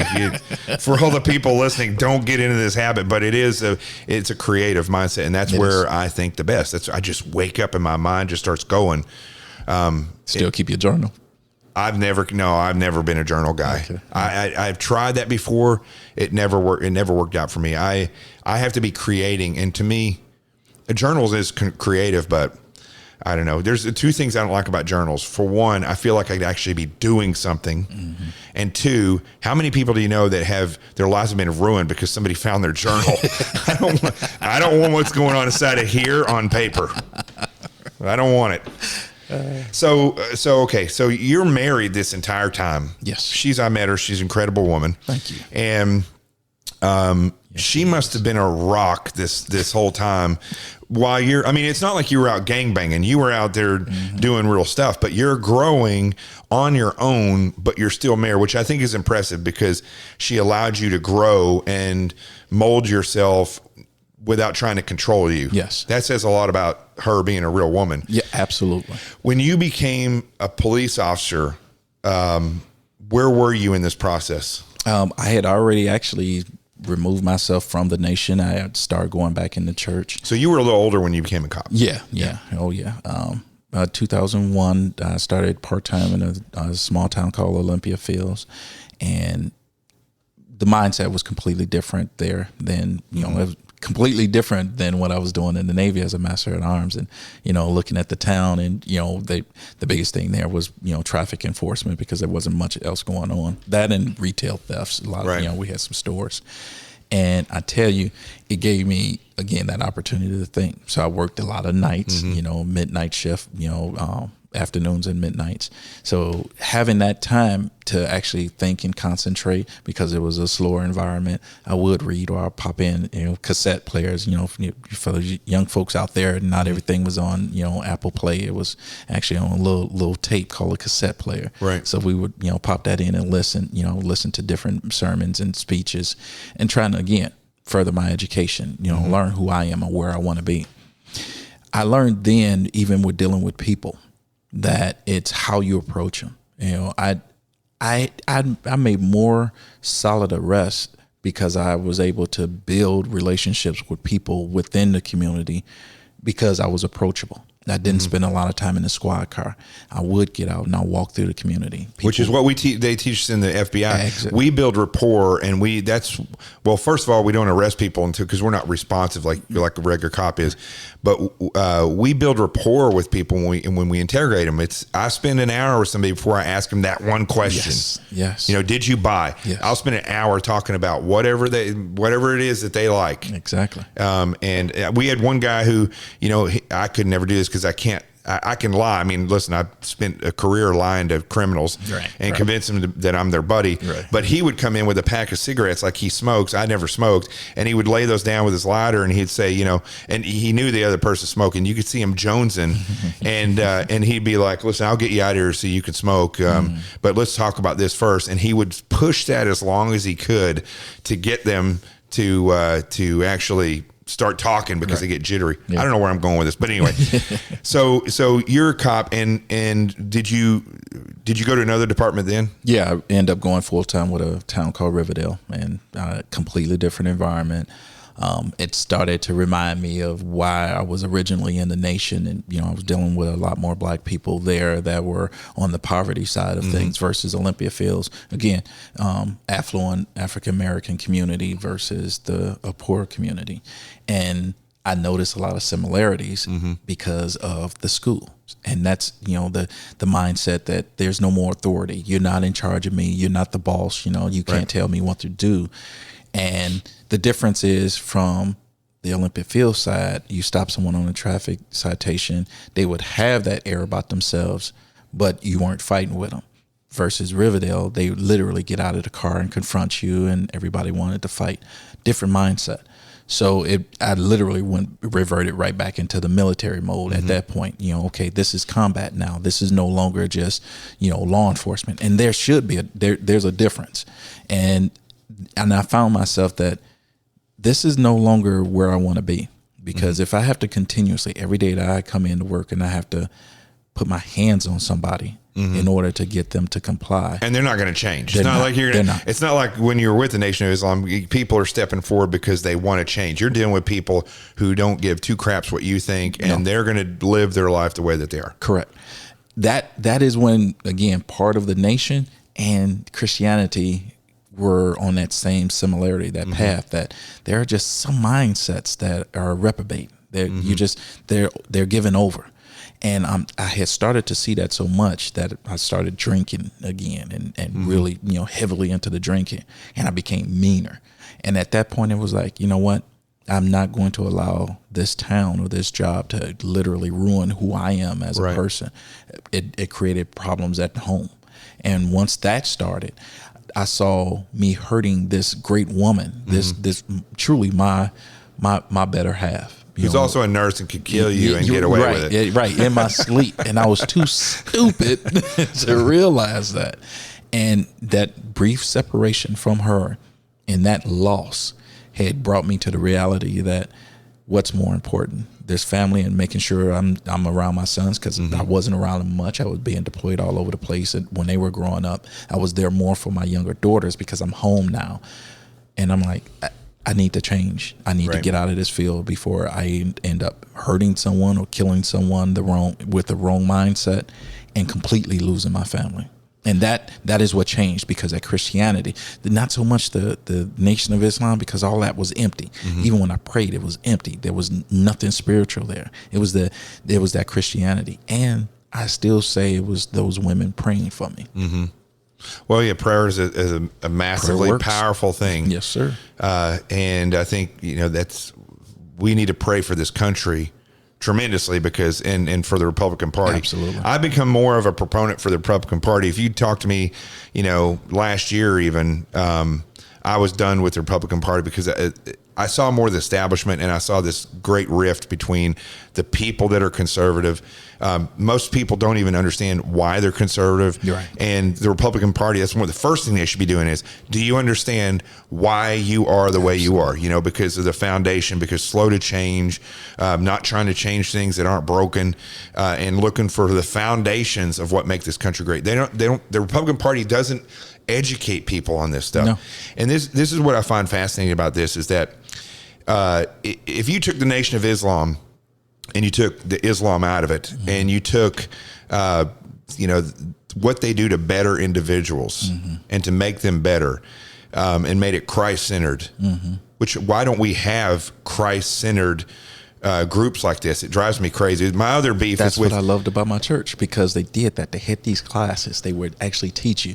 You couldn't just come in and get baptized right away. They wanted you to actually understand it. Yeah. They taught you that selfishness is sinfulness. That when you're centered only on yourself, then you can't help other people. And that was the whole deal about Christ, is, being able to be salt of the earth. You can't be the salt of the earth if you're not actually preserving what's here. You can't be a help to someone else. I can't help my wife. I can't be one with her if we're not on the same page. That means giving up something inside of me in order to make room for her. I hear all these people talk about, they hate, rightfully so, but they're all like, now for some strange reason, child sex trafficking has become all the rage. That's what everybody's involved with. Everybody's angry about. Everybody wants to be a part of it. All Twitter and social media and all these people, that's all they discuss now is we've got to stop child sex trafficking. This has been going on for as long as man's been around, and nobody's been raising us to think about it in this country. Now they are. And the churches... and not only sex trafficking, but the abortion issue, right? Yes. Right. So yes. I've worked sex trafficking or child abduction cases. I've worked sex trafficking cases. I've worked all these different kinds of cases. I've seen the inner city where what we talked about, the fatherless families or the mothers with, several babies, all this thing is occurring. where is the church? Where is the church where they say, or I would even go to as far, look, I know the Republican Party is politics, but where are these conservatives and the Christians where they're setting up stuff? I know your church did it, but if a young girl gets pregnant and they are preaching, don't have an abortion, why don't they have courses, bring her in, help her learn how to cook, help her learn how to take care of the baby, get volunteer systems where they can give them clothes and then educate them on not falling for this cultural thing to have these babies out of wedlock. That's not occurring, so we're not solving the problem. Because two things. One, the preachers were all given over to politics and became, they were no longer teaching hell and damnation, fire and brimstone. They started teaching poverty, and prosperity. Poverty versus prosperity. How do you get that? And I need a bigger Cadillac, or I need another jet.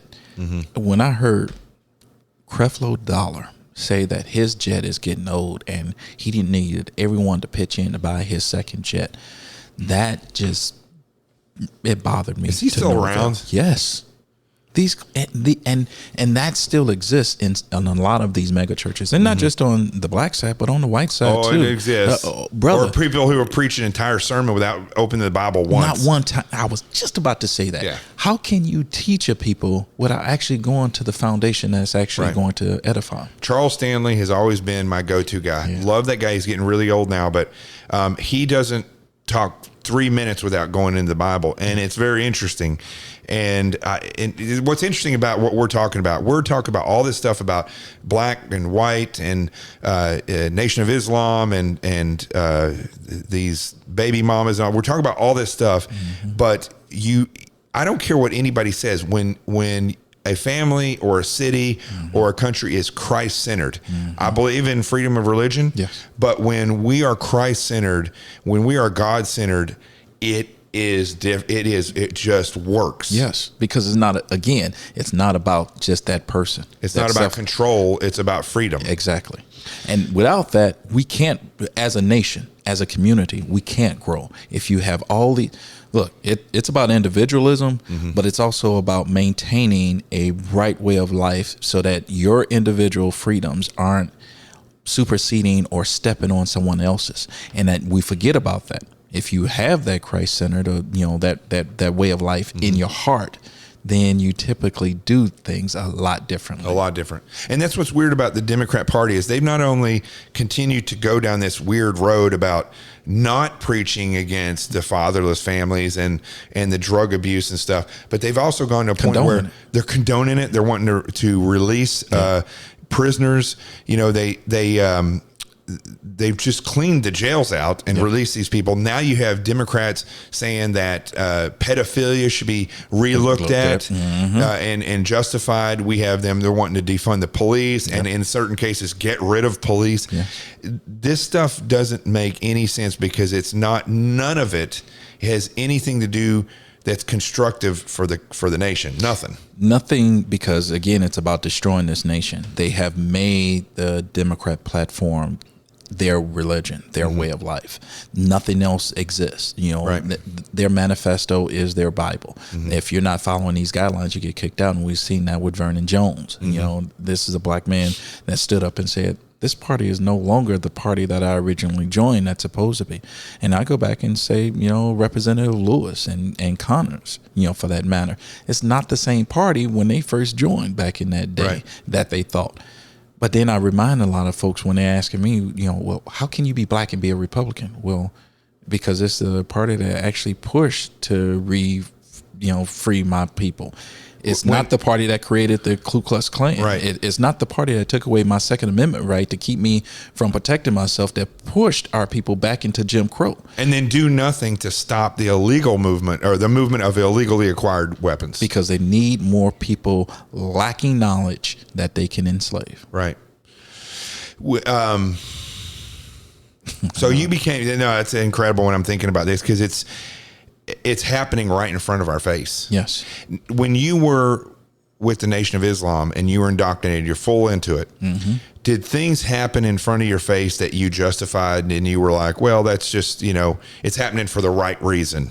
Because I think that's what's happening now. These people are indoctrinated and they see this stuff happening with the drugs or abortion is the craziest thing. I've heard people try to justify setting a baby that was just born to the side and then letting the mom decide and the doctor decide whether or not they kill it. And they're trying to justify that.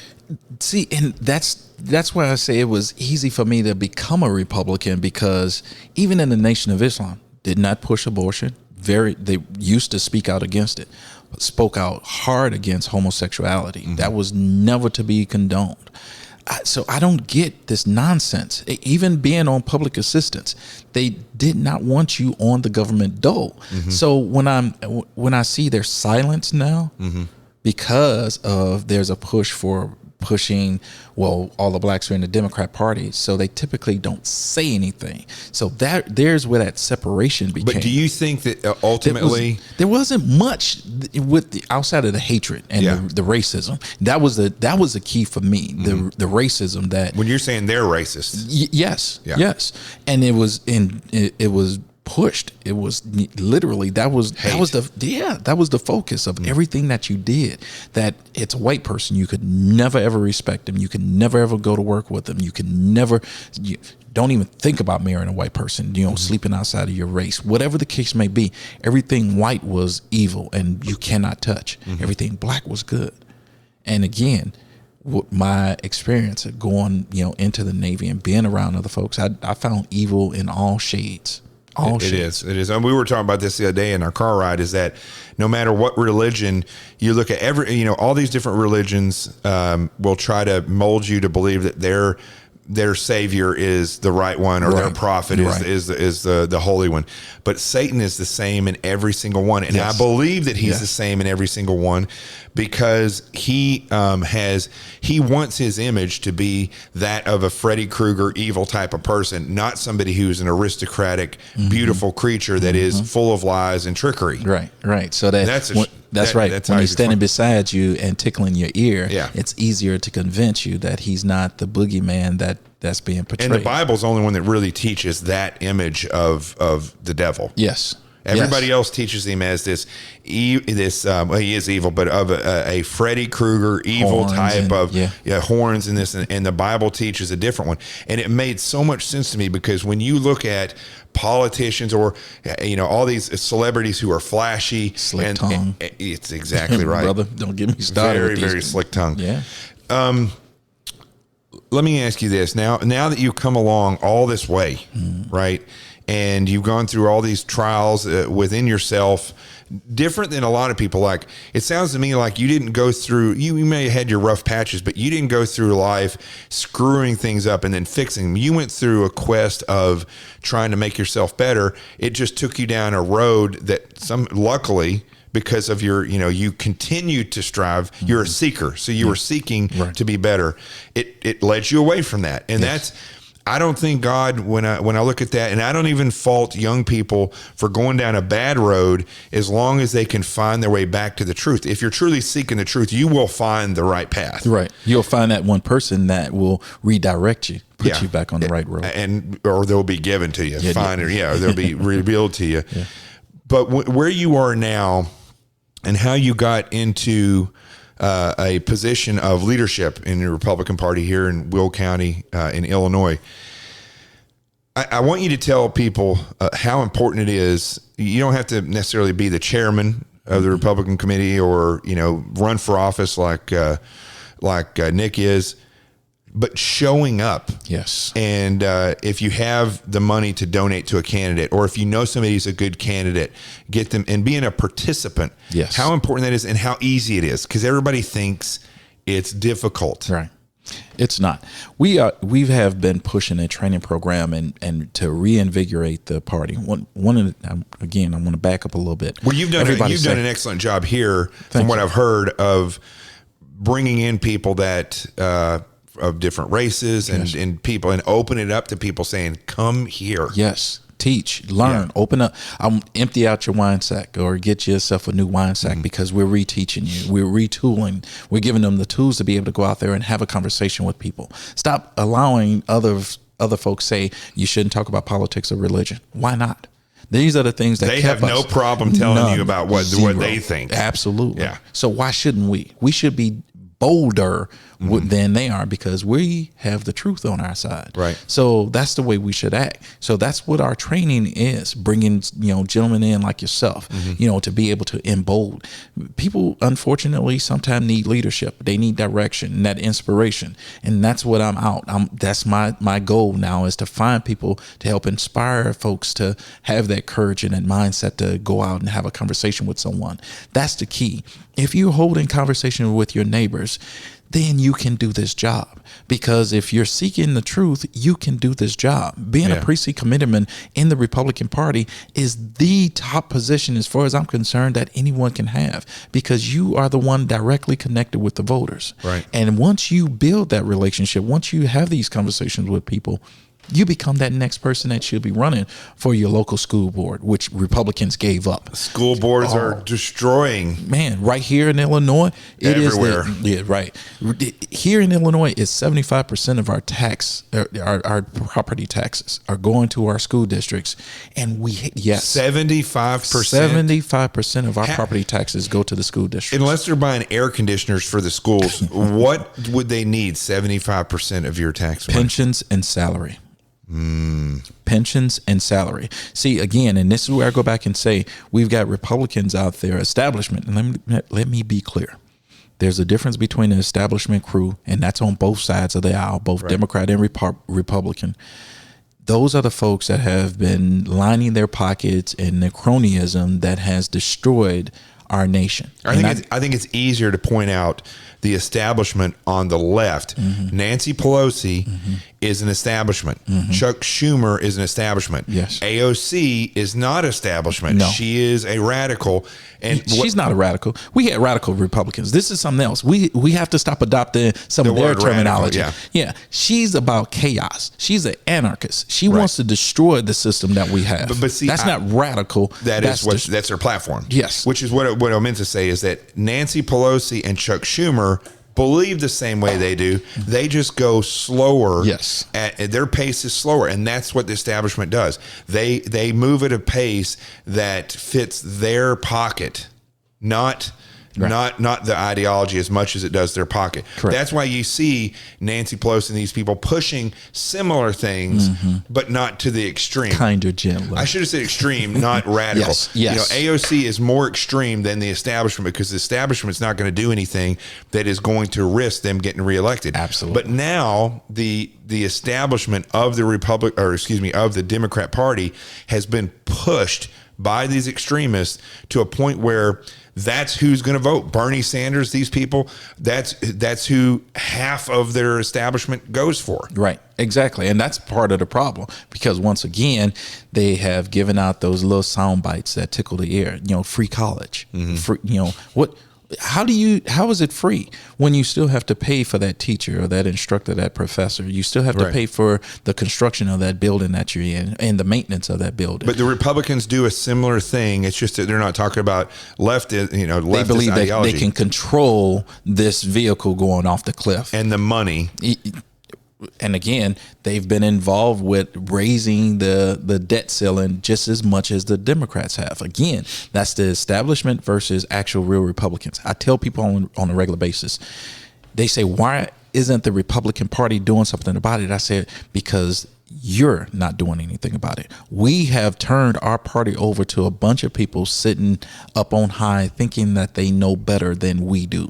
We, the people, is the first 3 letters in our Constitution. Yeah. We the people. So the fact that we gave it up and we're not involved and we're not speaking to our neighbors, discussing politics, discussing religion, discussing the failures of our public schools, because we are not doing it. We are the Republican Party, not them. And this is why I think the establishment, especially this year, has backed so many people that are worthless. Yes. I can't talk about Laura Loomer enough.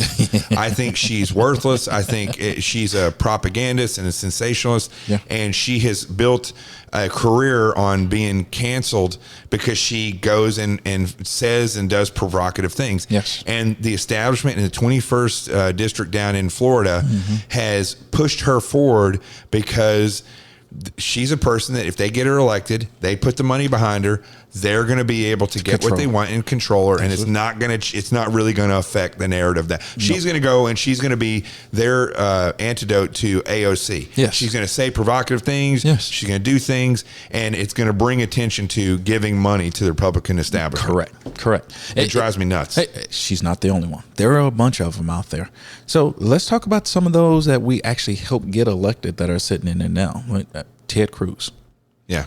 Good man in the beginning, but now you saw during the presidential debates what type of individual he was and how he started to lose. Rick Santorum, man of God, but again, would any of these guys have been as radical as President Trump has been? No, they wouldn't have been able to make it. Why? Because they want to be part of that group. They want to be part of that club. They want to be part of the establishment, and not realizing, we keep looking for game changers. We keep looking for people to go in and actually change the narrative and actually speak from here, from the heart, be real. And we no longer have real people representing us any longer. Yeah.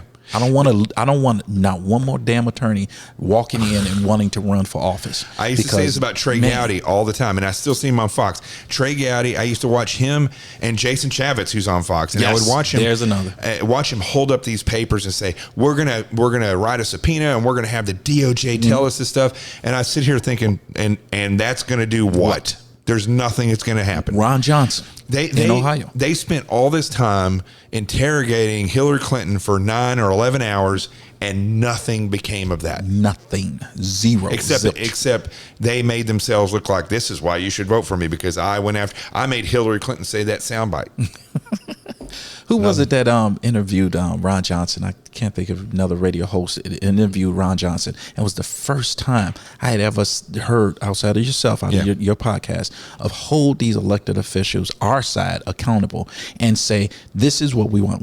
I don't want one more trial, and I don't want one more hearing for you guys to just sit up in front of the mic or report. If you do something wrong, when is, as where are a the cop, consequences? As a detective, did you guys ever write a report to see if they were worthy of being charged with something? You don't go and write a report. You do an investigation, right? And if they're guilty, then you charge them, right? The report was the finality of that arrest. That's exactly right. So they have all these AGs up in Washington D.C. and they're looking at Comey and they're looking at these people and they say, "Well, they're going to write a report. We're waiting for the report to come out." I'm like, what? You have all this evidence in front of you. If we conspired to overthrow the government, we would be in jail right now already and charged with one of those black sites, right? Yeah, exactly. Yeah. Okay, so last question, I guess. What is your advice for what you've done here, right? And you're getting people involved, getting people excited. People that showed up the other day when we had the thing on Friday. You had all races, you had all genders, you had wealthy people, you had people that weren't wealthy, and they were all happy to be there. Yes. How do you get people into this mindset and get them to get up off their couch and take action? I told the story there about I was screaming on one of the radio shows and I got pulled off by the producer and said, "Don't talk about this," because I was talking about that Build the Wall GoFundMe page when it was active, and I was saying, I told people on the radio, don't send money to this. Don't sit on your couch and think that you can solve problems with $70 that you send into a PAC. That's right. You got to get up and take action. How do we do what you've done? Literally, go to your local Republican group. See, we keep looking at the RNC or we look at the state party for that direction. The best people that know what's going on in your community is your local Republican group. Here in Illinois, we have townships, and within the townships, you have a local chair and then a precinct committeeman. And here in those townships fall up under a county. So I have 24 townships here in Will County. I get with those guys and ladies that put together their teams out there. We are the heart of the Republican Party. Get involved with them. Find out what's going on your local tax base, how it changes, because the folks that are running on your school boards around here are the ones that end up becoming the next person sitting on a county board or your county-wide seats that end up running for your statewide representatives. Like, a couple of Democrats out here, they literally start on the school boards because they learn the policy and procedure. In New York, the school boards are destroyed. They have people that radically go out and say stuff on Twitter, but they'll go and try to fire conservatives for saying one thing in support of Trump. Yes. The only way that doesn't happen, like we did here in several school districts out here, Homer, Lockport, in my school district, Monee Township, Creek Monee Township, we ran people that weren't afraid to call themselves Republicans. Grow a backbone, people.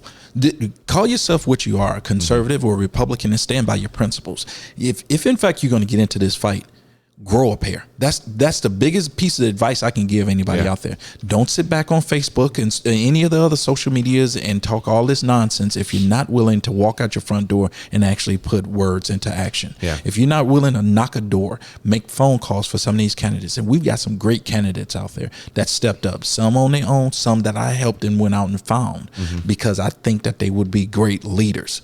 And when I say leaders, I mean representing your interests, not their own. Right. I'm telling you, donate directly to those candidates or to your local organization, because again, those local organizations are supporting the candidates. They're the ones that knocking on the doors and making, writing letters to their friends and family, to their neighbors.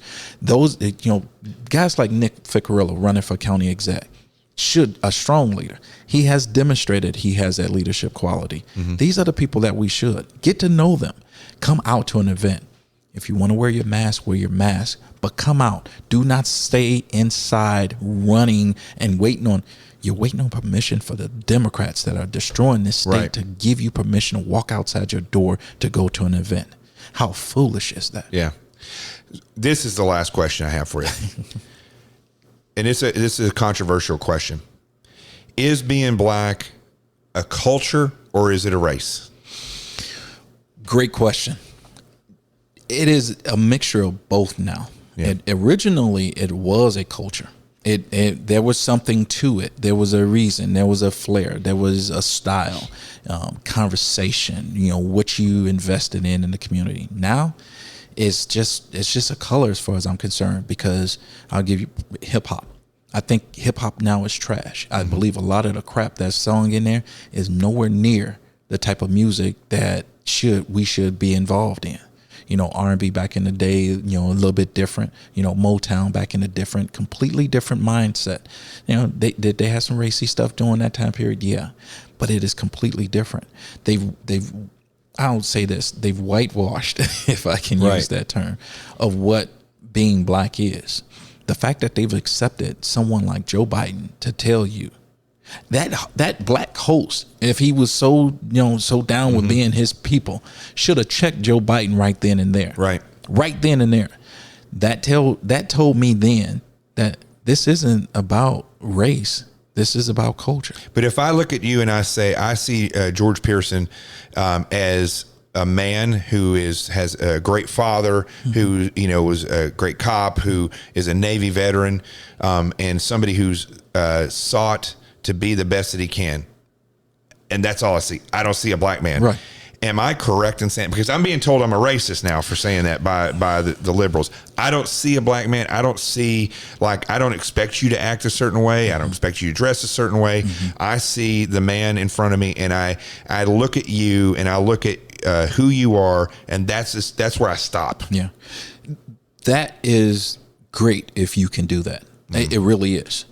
I'm going to repeat something that Alex Haley is credited with saying, that we used to call ourselves, America used to be called a melting pot, but we actually should look at ourselves as a salad bowl. Each and every single one of us have our own flavor and our own distinct taste.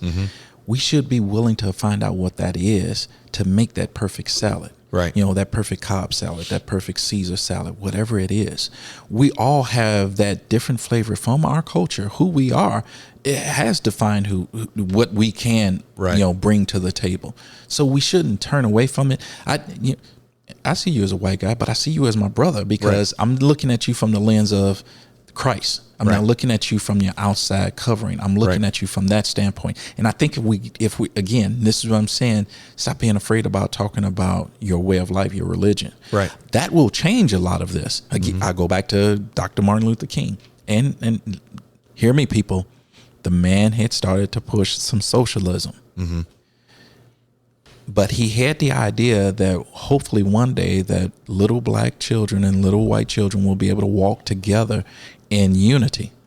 He still said that there was going to be some distinct differences. I don't think he was a socialist, though. I think he was starting to push some socialist with some social ideas. Yes. But he was not. This is not a man I think that would have ever said that we need to give everything over to the government and the government needs, because he was smart enough to know that it doesn't matter. Period? No, it doesn't matter if the person's white, black, or if it's the government. If you give them power, they're going to take power. And he saw. Yes and no, but he saw an opportunity to put certain people into that power structure to help try to divide it or disperse it some. Yeah. But power is never ever taken by weakness. It's not going to be given over by no force whatsoever.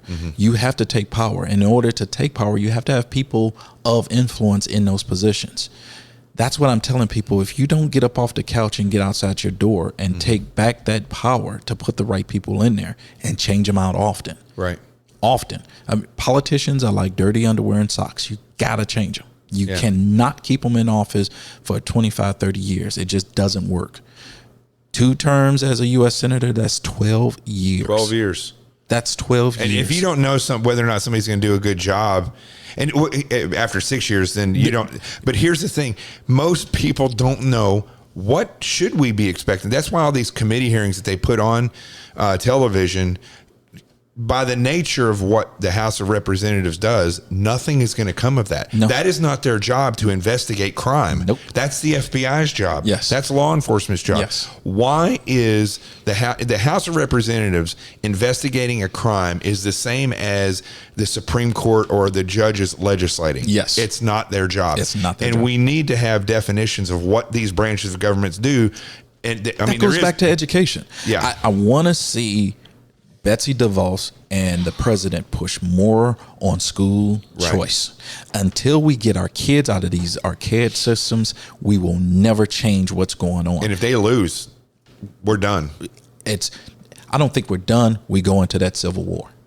Yeah. From time to time, the tree of liberty must be refreshed by the blood of both patriots and... Well, you want me to answer? Well, of course, it's tyrants. Yeah. Exactly. So we keep thinking that we'll be able to change this without giving up something. That's the other mindset. We're too afraid to lose something. Yeah. And we've got to get out of it. When you went into battle, that you always had that one little piece in the back of your mind. Right. That if you don't stay focused, that you could not return home. Well, but you were willing. Right. We weren't well. Here's what we didn't do in the SEAL teams. This is like if you saw the Lone Survivor, we should have never been doing that. That was a suicide mission. I mean, it wasn't a suicide mission, but it was not set up and well thought out. And they were using guys to do things in a way that we just don't do. We've learned already not to do things that way. Right. The way I look at what's going on right now is that if I took a bunch of people, taught them how to shoot, move and communicate, but I didn't teach them tactics, techniques, and procedures. And I said, I want you to plan this mission. They would probably plan something that would get them killed. Absolutely. And I can teach and go around this country and talk to people and say, this is what conservatives need to do. We can have this podcast. But unless the people are taught and want to learn tactics, techniques, and procedures, not just, what conservatism is. And people like Ben Shapiro and these other people come up and, they talk statistics great. But, you go on Twitter and you spout off all these statistics, but you're not teaching people this is what we have to do. These are the tactics, techniques, and procedures that are going to have to be employed. Correct. Otherwise, when we go...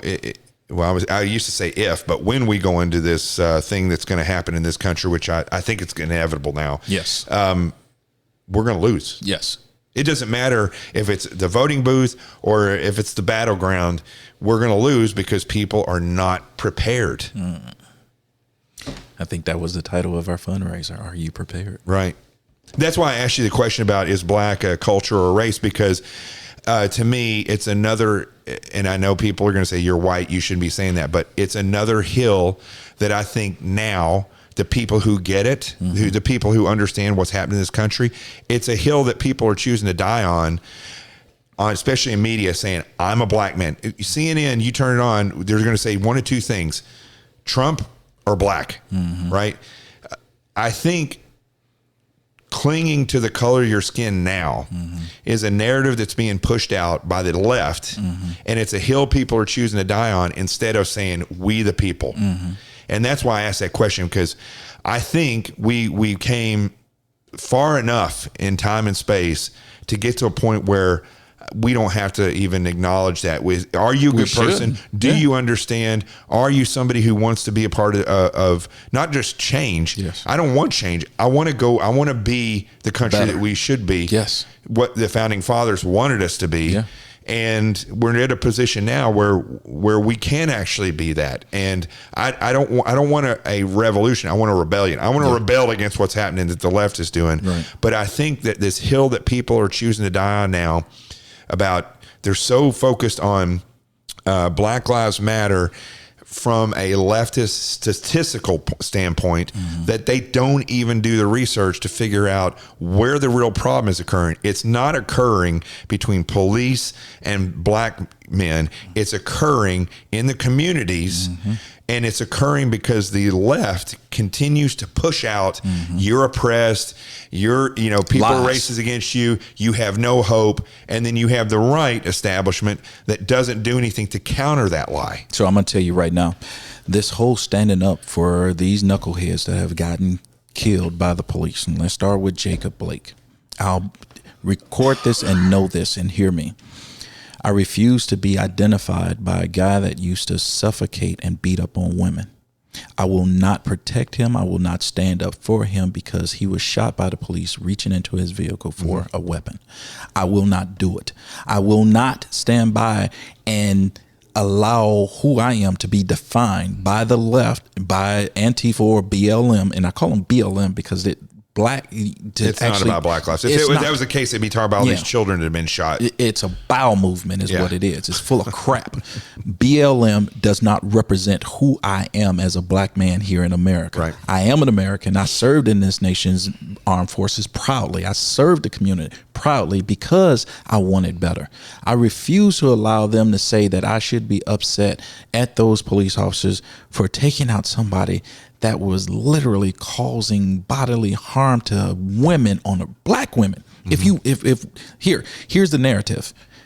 If in fact you're so strong on it has to be able to protect the black people in that community, what about that black woman he was beating up on? Right. What about this black woman he tried to suffocate? Right. Are we not going to talk about that this is somebody that was literally trying to hurt a woman? And this is a repetitive thing. Yes. People that have Michael Brown. Just robbed somebody. He was judged by 12 people, 9 of which were black men and women on that jury, and you won't hear that most often. Right. What about those 9 black men and women that were on that jury that found that officer to be in the right? Yeah. We're not going to talk about the element that officer was facing with that individual. He wasn't no choir boy, and that little picture that they kept showing everybody on there from him being in grade school was not the big monster. And I said it, monster that he was by the time that officer ran into him. Yeah. And nothing's changed over there. I talked to somebody recently when a lot of this stuff happened. They had to evacuate the precinct in that same area because things started to go crazy. See, again, giving ground. Why do you give up a precinct? Why? Because you're weak? Yeah. And because they want them to destroy it. Yes. There's no way in the world, no mayor of any town, no governor of any state should be able to tell law enforcement officers how to and do the law. Right. They can't come in there and they're going to fire all of you at the same time. Well, that's what Atlanta is the only place that got it even halfway right after that nonsense where the guy was shot. I don't even remember his name now. It's gone out of my brain. Where he was shot in the Wendy's parking lot, and those two officers. First of all, they were with him for too long. He was obviously drunk. They were too. It was too much of a gentlemanly exchange to the point where because this is what people don't understand as well. When you take any type of intoxicant, whether it be a drug or alcohol, and you get pulled over, and the cops talk to you for 40 minutes, you're getting more wasted. Yes. He's more wasted now than he was when they approached him. And I think it went on too long. Yes. And then when he fought them, the point where I was trying to make there was that they cling to these people as though they're saints. Yes. That guy was not a saint. No. None of these people are saints. No. Even though there's been two cases in recent history where cops, I think, outwardly murdered somebody. I think George Floyd was murdered. Yes. And I think the guy was South Carolina. Yes, where he was shot in the back. Shot in the back. Both of those cases, the guys fought the cops before they got shot. No argument. Or before they got murdered. Right. Now, that doesn't justify their murder. Right. But you as a cop, Nick as a cop, I've been a cop. None of those, I would never have gone tactically down the roads that those guys did. But those people wouldn't have been in that position to deal with these tactically incorrect officers if they hadn't have fought the cops. Yeah, no argument. Twofold. Here's where the two wrongs don't make a right. Yeah. Yes, they fought the police. The other part is the lack of training or preparedness by our law enforcement officers. Because I'm going to tell you right now, I watched that and I watched a video where two Pennsylvania state troopers got into a gun battle. Mm-hmm. Literally, you can tell by their tactics that they had no training. This, again, I go back to Jacob Blake. Mm-hmm. How did he get away from all those officers? There's no way in the world that much manpower. Right. What are you doing? Are you not working out? You're carrying a gun and a badge. And if you're not doing something to keep your body mentally and physically fit to actually wrestle with someone, that's what we were taught originally. Yeah. Look at down in Miami. They had, I think it was Miami or one of the Dade County, I think it was. Mm-hmm. They were chasing a guy who had stolen a UPS truck or carjacked it, and there was a guy in it. I don't know what they were doing. They ended up 360 around that vehicle shooting. They're lucky more people didn't get killed. Absolutely. They killed a limo driver and the guy who was driving the actual UPS guy. driver. Yeah. And I mean, what were they doing? Again, no tactics. None.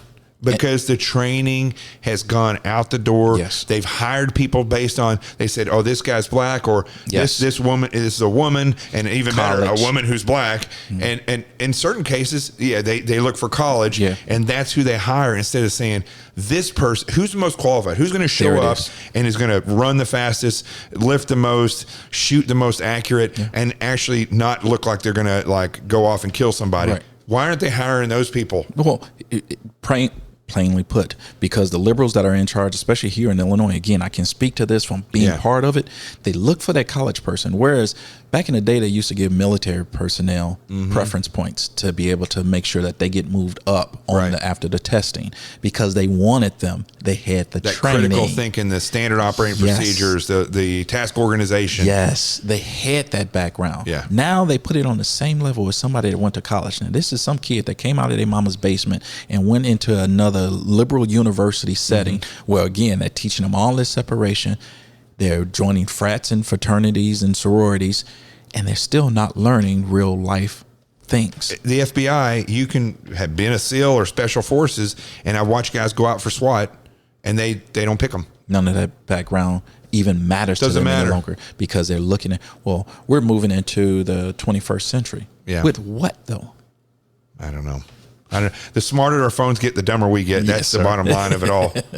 Listen, this is great conversation, and what's great about talking with you is I can ask any question. Absolutely. And I'm not worried about offending you. I'm not worried about you thinking, man, that was a racial statement or whatever, because I think a lot of these questions. I'm a black Republican that worked as a law enforcement officer. There's nothing that you can say to me that hasn't already been said. Well, I'm also not a racist, and I'm also somebody who, as a conservative and a Christian, even if I said something that, and I'm asking a question, I didn't ask it right according to the left. Yeah. There's nothing in there. Because I know you. I know, like you said, you're not a racist, but I know your heart, and we've got so much in common. And that, I think, is where the failure is in today's society. We don't seek out people with commonality, with common goals to actually make things better.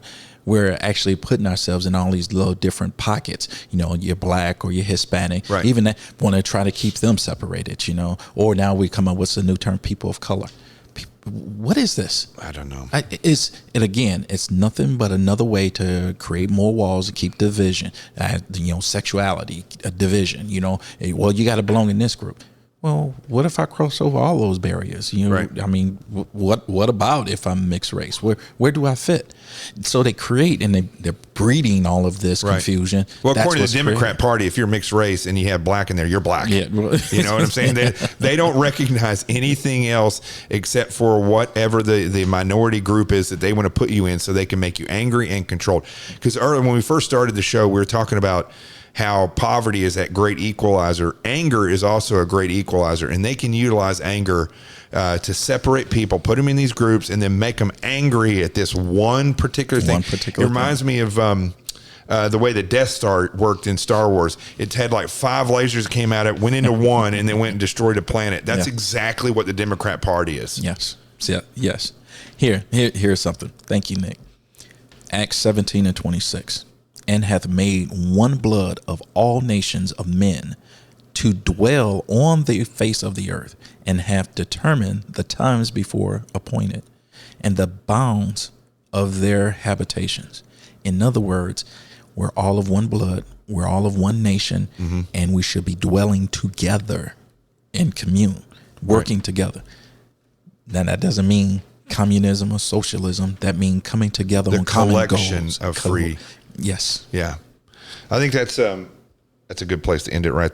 So I guess we'll cut it there. And I got to tell you, George, thank you for coming in. And your title again, because it's a long title. Say it again. Chair of the Will County Republican Central Committee. Okay. I tell you, the older I get, my brain just doesn't work. I recognize faces. I'll never forget faces. But when it comes to, I don't know, I shouldn't be confessing this stuff on my podcast, but I think I'm just getting old. So thank you, brother, for being on here. And it's been an honor coming out here. This may not be the last interview I do from Will County. You bet not. But no, I mean for this trip. No. But these past 2 days, I think it's so insightful. We have Nick Ficarola, who is, did I say that right? Ficarola? Well, I know it's an Irish name. So we got Nick, who we had on yesterday. He is he's just an amazing guy, tall white guy. Wouldn't know that he's white. We don't have to worry about any, the color of his skin. Today we have George Pearson. Both of them have the same bald head. Really, that's what I see. I don't see white or black. I see bald heads. Okay, that's what I see. I judge you by the roundness of your head. But George is black. But if you listen to yesterday's show and today's show, you're going to see that it doesn't matter when it comes to God-centered, conservative life and mindset. They are not being told they have to think this way, right, that they need to be angry about this or that. These are two individuals that reached very similar understandings of the nation, about freedom, about who they are, because they did it themselves. They followed their own path. They searched and sought out their own wisdom. And that is truly what makes America great. Yes. That's truly. And we work together well for that reason. Yes, that's absolutely true. So with that, let me go ahead and close the show out. This has been one of the longest shows I've ever done, the longest show. But one thing we've definitely learned today and yesterday's shows is that being an American is understanding. It's not just being born here and having a citizenry. It's the quest to be your best. It's the quest to know what freedom is about. It's the quest to not take your citizenry for granted.